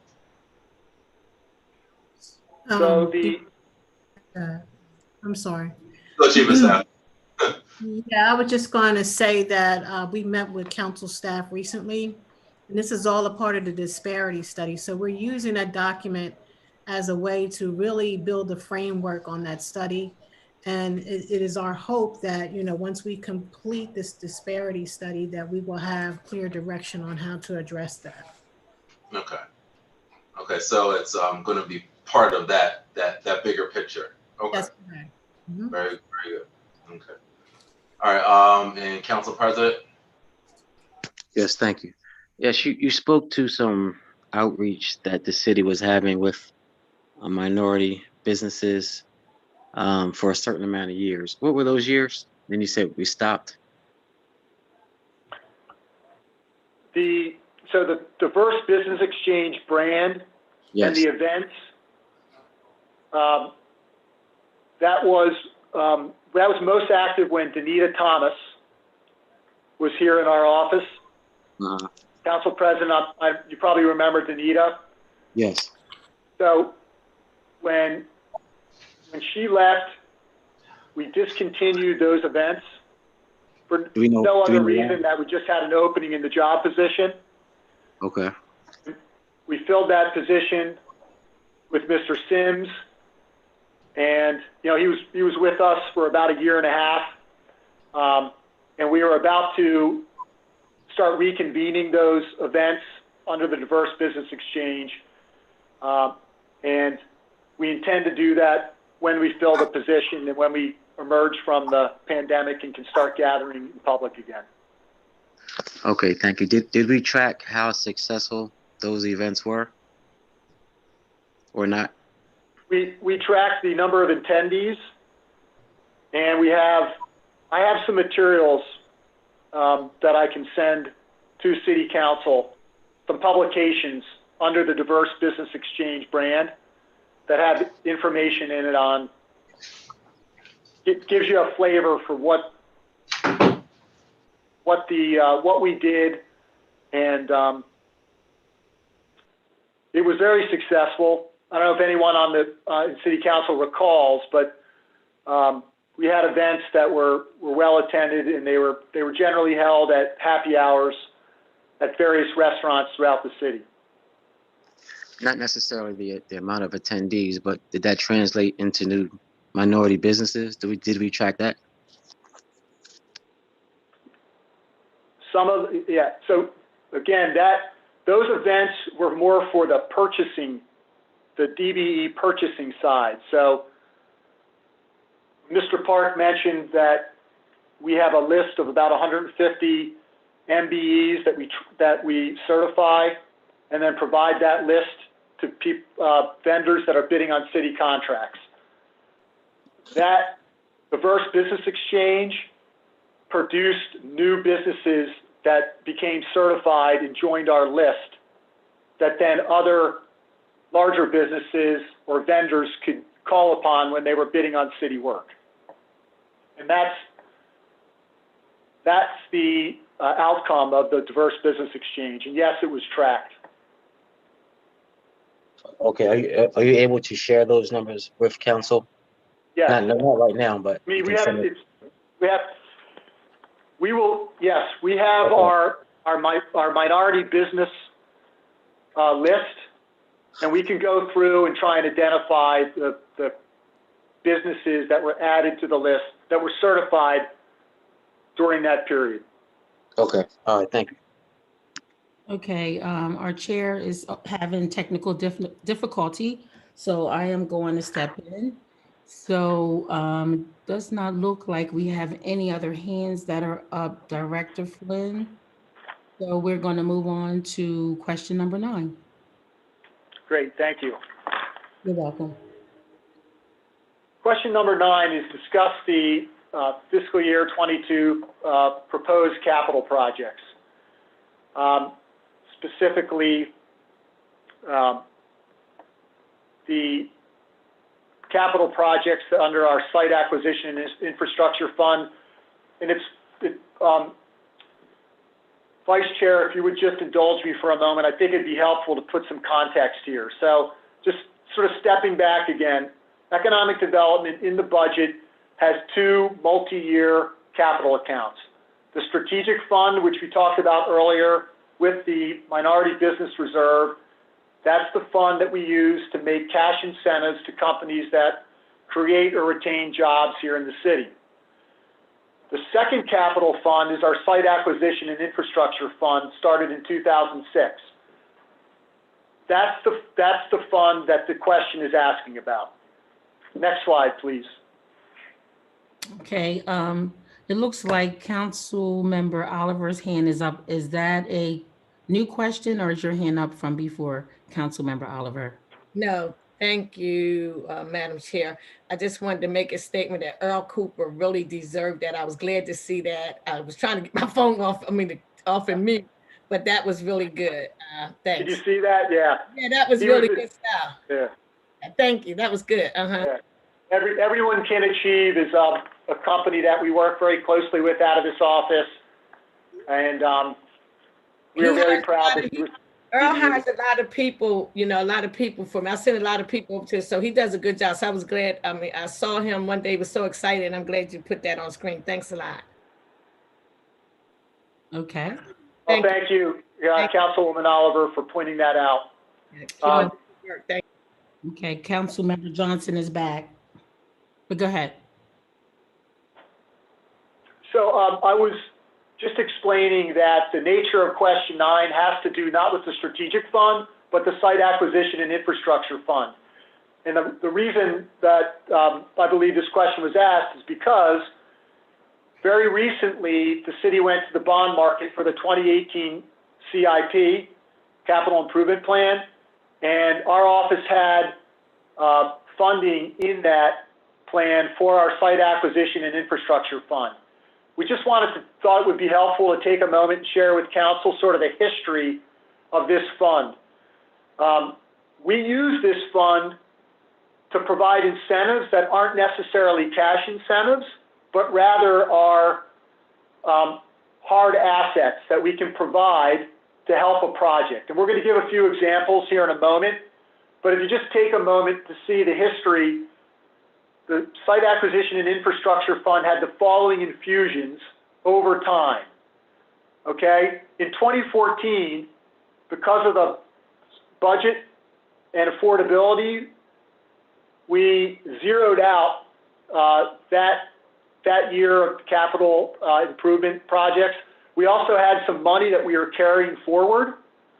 So at that time, the administration, city council, and our office decided that we would not fund it. And we were able to put those dollars to use over the years, right up until last, or 2 calendar years ago, when we zeroed all the projects out. And so it's good that when we went to the bond market for the 2018 CIP, we received the $3 million. And it's important to note that these dates are not budget years, they're calendar years. So next slide, please. We now have $3 million in our capital improvement, or in our capital improvement plan, site acquisition and infrastructure funds. I want to give everyone an example of how we use these funds. Obviously, everyone's familiar with the ShopRite project, a $50 million construction project that bought the ShopRite and retail, 150,000 square foot of retail to South Wilmington.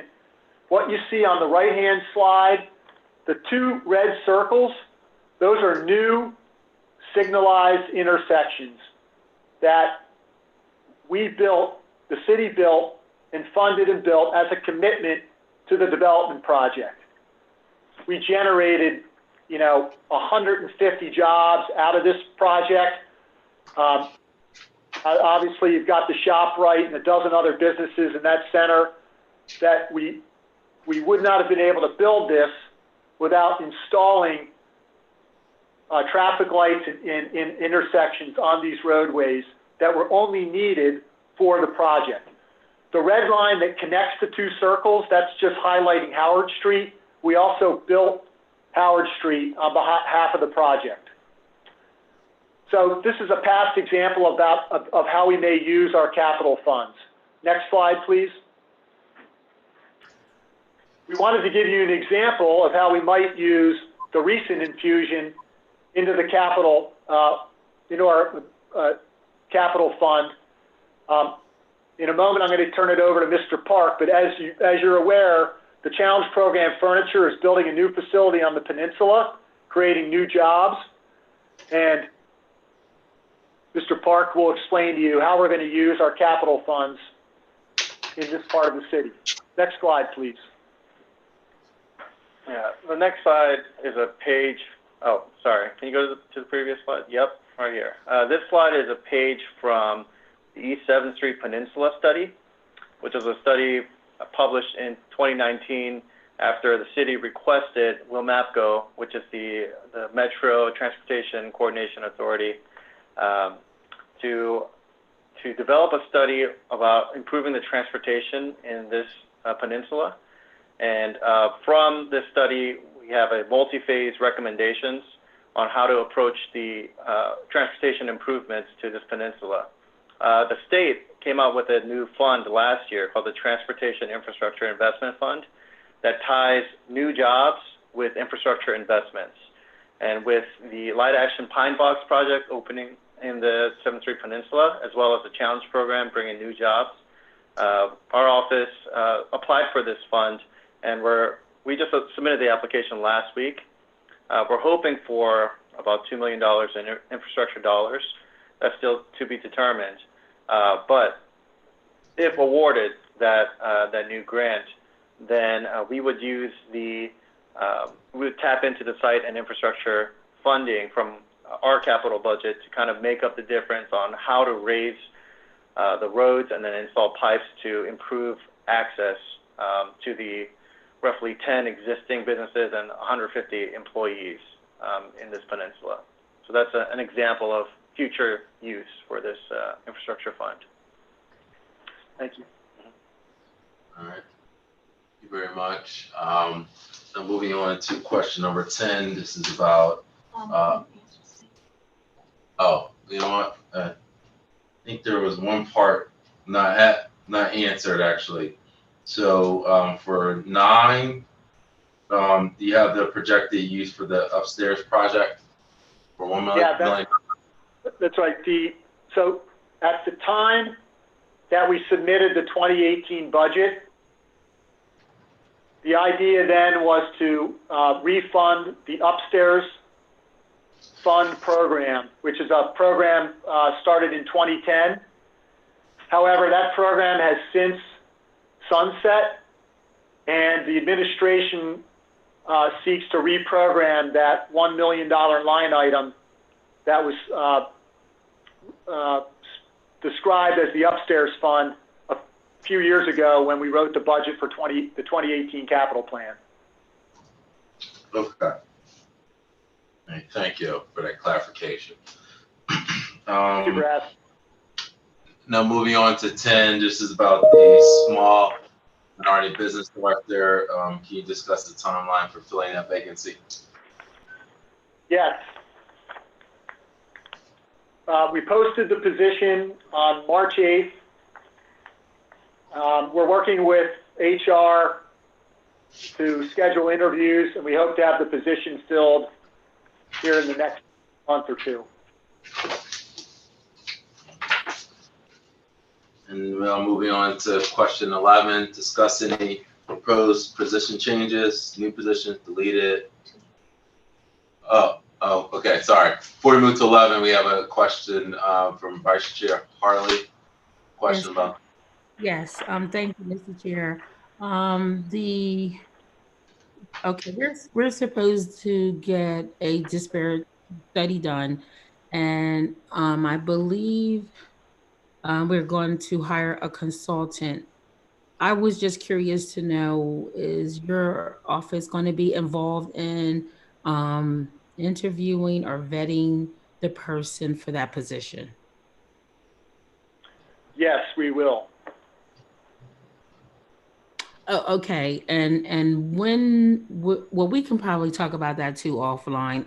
Since we're talking about positions and things of that nature, that came to mind, and I was not 100% sure how your office was going to interact and interrelate with that whole process. So, thank you. Thank you. Now, I believe Council President Congo is next. Yes, thank you, Mr. Chair. The position that was just put up, you said on March 8th. What position is that? That's the Small Minority Business Development Manager. And when was that position? When were we aware that position was going to have to be filled? It was vacated by Dwayne Sims when he took on his duties as treasurer. Right. How come we waited so long? We waited not that long though, really. It's, I mean, yeah. It was vacated. He just became treasurer in January. Right, but weren't we, I guess that's 2 months later, but weren't we aware we didn't start the search because we knew that he was going to be treasurer? We didn't start the search like almost immediately for that important position. Council President, we work with the hiring managers and personnel. So Yeah, not as fast as we would all like, but given what's happening with the pandemic and the resources in the personnel department, that's when we posted it. Yeah, that's pretty disappointing. All right, thank you. All right, moving to question 11, can you discuss any position changes? Yes, next slide, please. I'm sorry, please reverse one slide. Later on in the presentation, we'll take a look at our org chart, but we have no changes, no position deletes. We're just bringing back deputy director position that was temporarily tabled as part of our COVID-19 pandemic response.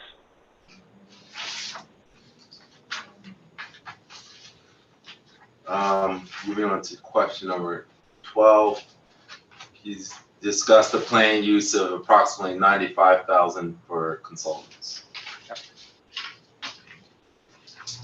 Okay. We have sort of two separate buckets that we use. So the part of this funding is used for the Small Business Success Series class that I mentioned earlier in the presentation. We'll use the funding to hire the teacher and run the classes as soon as we're able to get classes back going. The balance of our consultants are used for architectural engineering, marketing, communications as needed. So we're a little different than other departments that use consultants year in and year out. Our consulting budget we sort of use as needed. And some examples of how we used it in the past are on the next slide.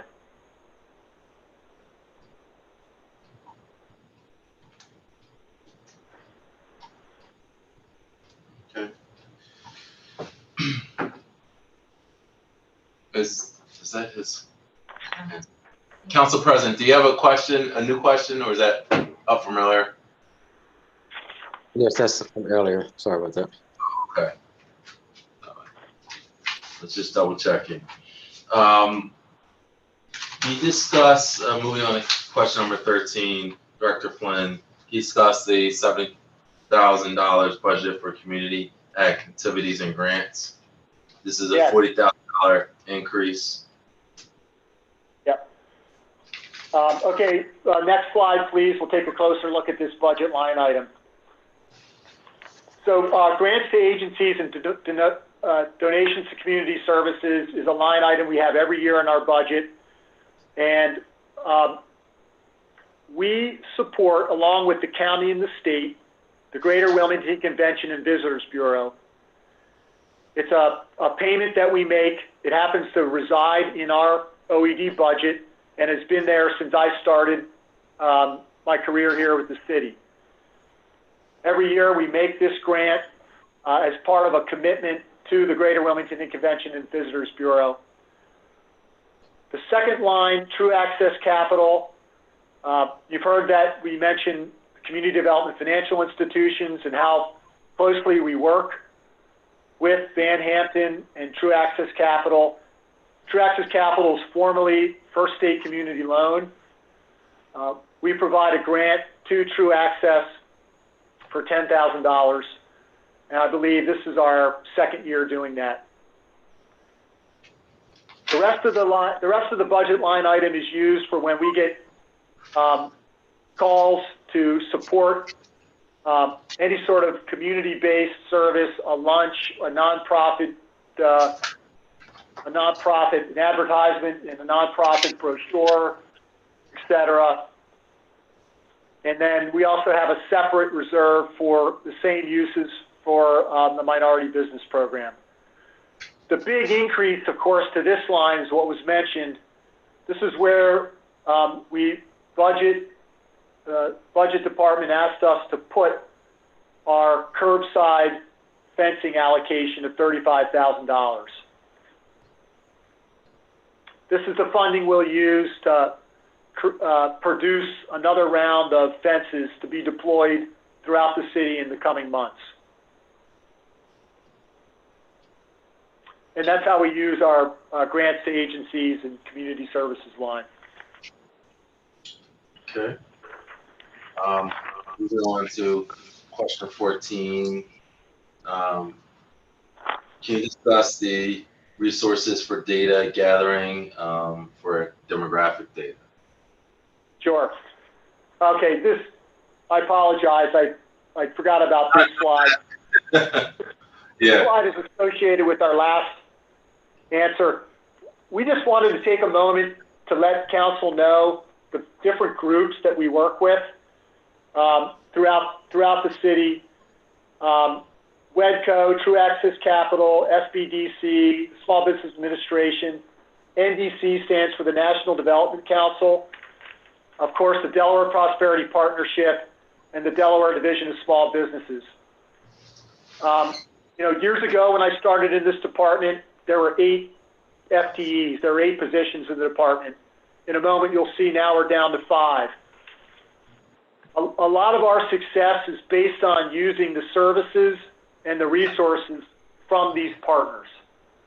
You've heard a lot about True Access Capital, but we also work with other agencies to do what we do and deliver services to our small businesses here in the city. So thank you, and we'll go on to the next question, please. So this question, I'm not exactly sure of the nature of this question, but I believe the clarification, Director, would be, and I think the disparity study hit on this already, because we touched on it earlier, but just about what data, I guess, how do you anticipate your office using data better so you can really focus in on our business community that needs help? Yeah, so I think the answer to this question has a lot to do, there's a perception that we don't have data. And I think, just to clarify, the data we get comes directly from the agencies we work with or broader sources like the Department of Labor or the census data. This question might be pertaining to the city's munis and what fields we can generate reports on out of munis. So the answer to this question would not be what budgetary resources does OED need. The answer would be what budgetary resources do we want to commit to the city financial enterprise system in order to write the kind of reports we want. And the people that would answer this question, among others, would be the IT director, director of economic development, the finance director, law. So when we do the disparity study, we might find, for instance, that we want to sit down with IT and change the data that the munis system tracks. And one example might be, we might want to put on the city's business application form questions about ethnicity. I think that's a great idea. But first we have to check if there are any legal reasons why we don't do that. And we got to bring all the impacted departments together to make sure that, in addition to just adding the boxes on the form, that we track the data, that it can be entered into munis, and that we can report on. So that's the approach. That's the approach we'll take to. And I don't want to cut you off, Director Flynn, but this has been a deep problem for many years with the city. And when is there going to be a decision maker to change this? Because I know both me and many of my colleagues, if we want to know what minority businesses came in our districts in the past 2 years, we can't do that based on the data we have now. So, I mean, is there some time in this fiscal year, is there going to be a powwow so we can finally get an answer to this? Because it's harder for us to be responsive to our districts when we can't get data. I mean, because I know I've had that experience firsthand. Yeah, Council President, you alluded to that answer early on. This is a part of the disparity study, and then recommendations will probably be how we create certain forms, and also how we change our modules in Munis to capture that information.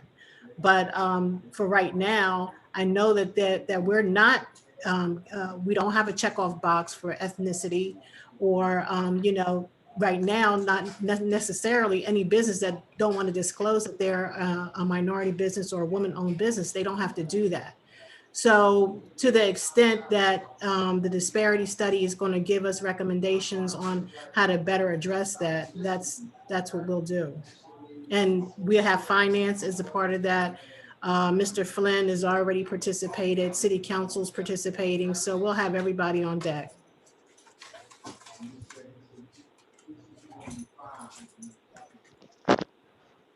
Thank you. This is WITN.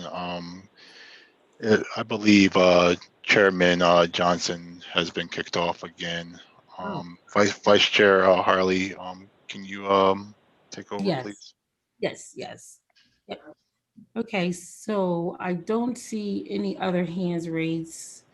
We're going to move on to question number 15, Director Flynn. Great, thank you. Provide the org chart. Next slide, please. Here's our org chart. You can see we have 5 positions that are funded. 2 of them are vacant. We talked about the Small Minority Business Development Manager. The job's been posted. We're looking forward to interviewing and filling that position very soon. The Deputy Director will then be the next position that gets filled. Okay, are there any questions from the council members regarding this chart, the organizational chart?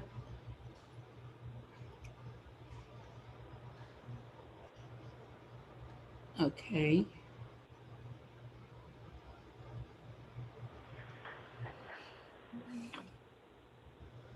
It's just a brief description of each of our positions. All right.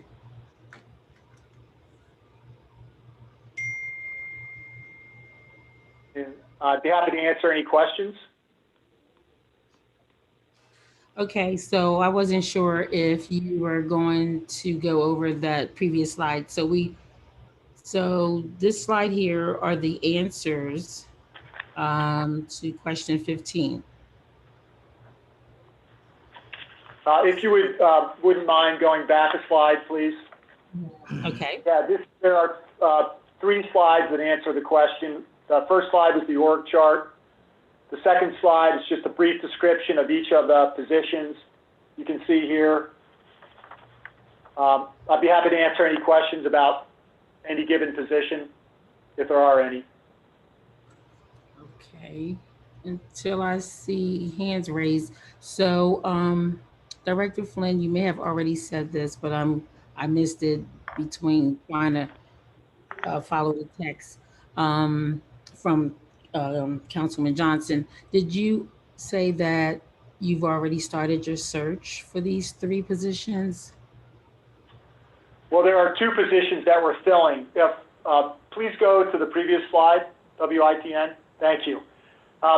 You can see that the 2 vacant positions are the Deputy Director and the Small Minority Business Development Manager positions. I'm the Director. Sean Park is the Economic Development Project Manager, and the Administrative Assistant was Miss Marcy Moss, who was with us earlier. The 2 vacant positions are the Deputy Director and Small Minority Business Development Manager. For the latter, we posted the position and hope to interview any week now. For the Deputy Director, we'll be filling that position after we handle the Small Minority Business Development Manager. Okay, all right.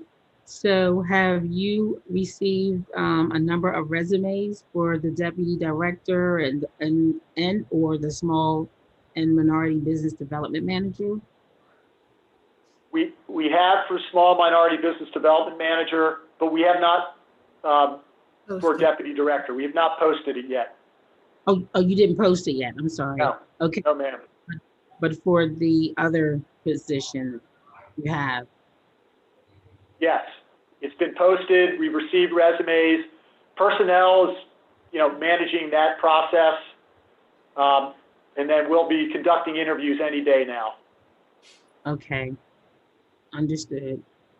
All right. Are there any other questions from the council members regarding this chart? Okay, if not, I believe we need to go to the public, if the public has any questions. Okay,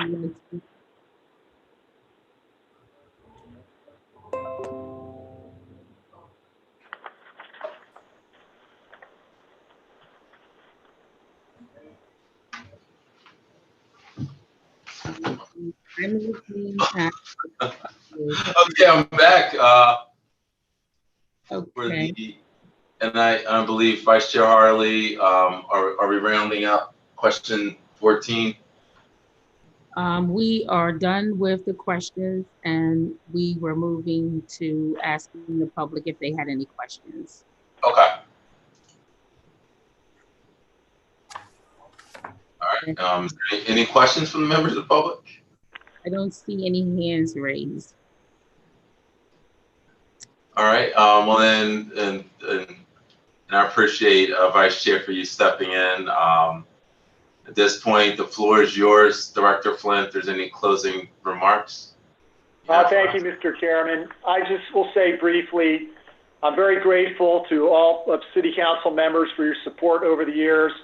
I'm looking forward to working with all the new council members. And let me just say the comment was made earlier in the presentation that this was your one chance to ask questions.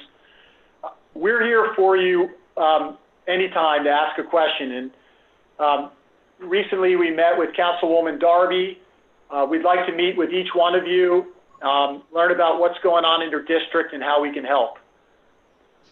So we're available to do that, and we'll be reaching out to schedule those.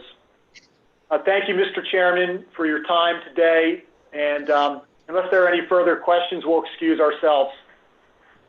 All right. Well, I'm looking, I don't believe there's any further questions from members of council.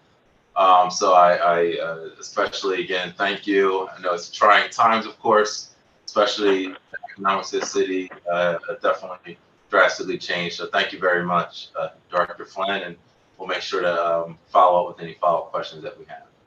I believe Council Member Cabrera has a question. I don't have a question. I just wanted to comment and thank you, Director, for all the work that you've done throughout the years. I personally have done a lot of work with you when we were running the Hispanic Business Association. And, the city was a big sponsor and contributor to that. I hope that as we move forward, that we can do more things to address our concerns, which is to really reach out to more minority businesses. We know we're going through some tough times here with COVID, but certainly you can count on my support to help with outreach, to work together to reach these businesses and to make sure that we have more participation and a thriving city and create more jobs. So I just want to thank you and the department for all the work that you're doing.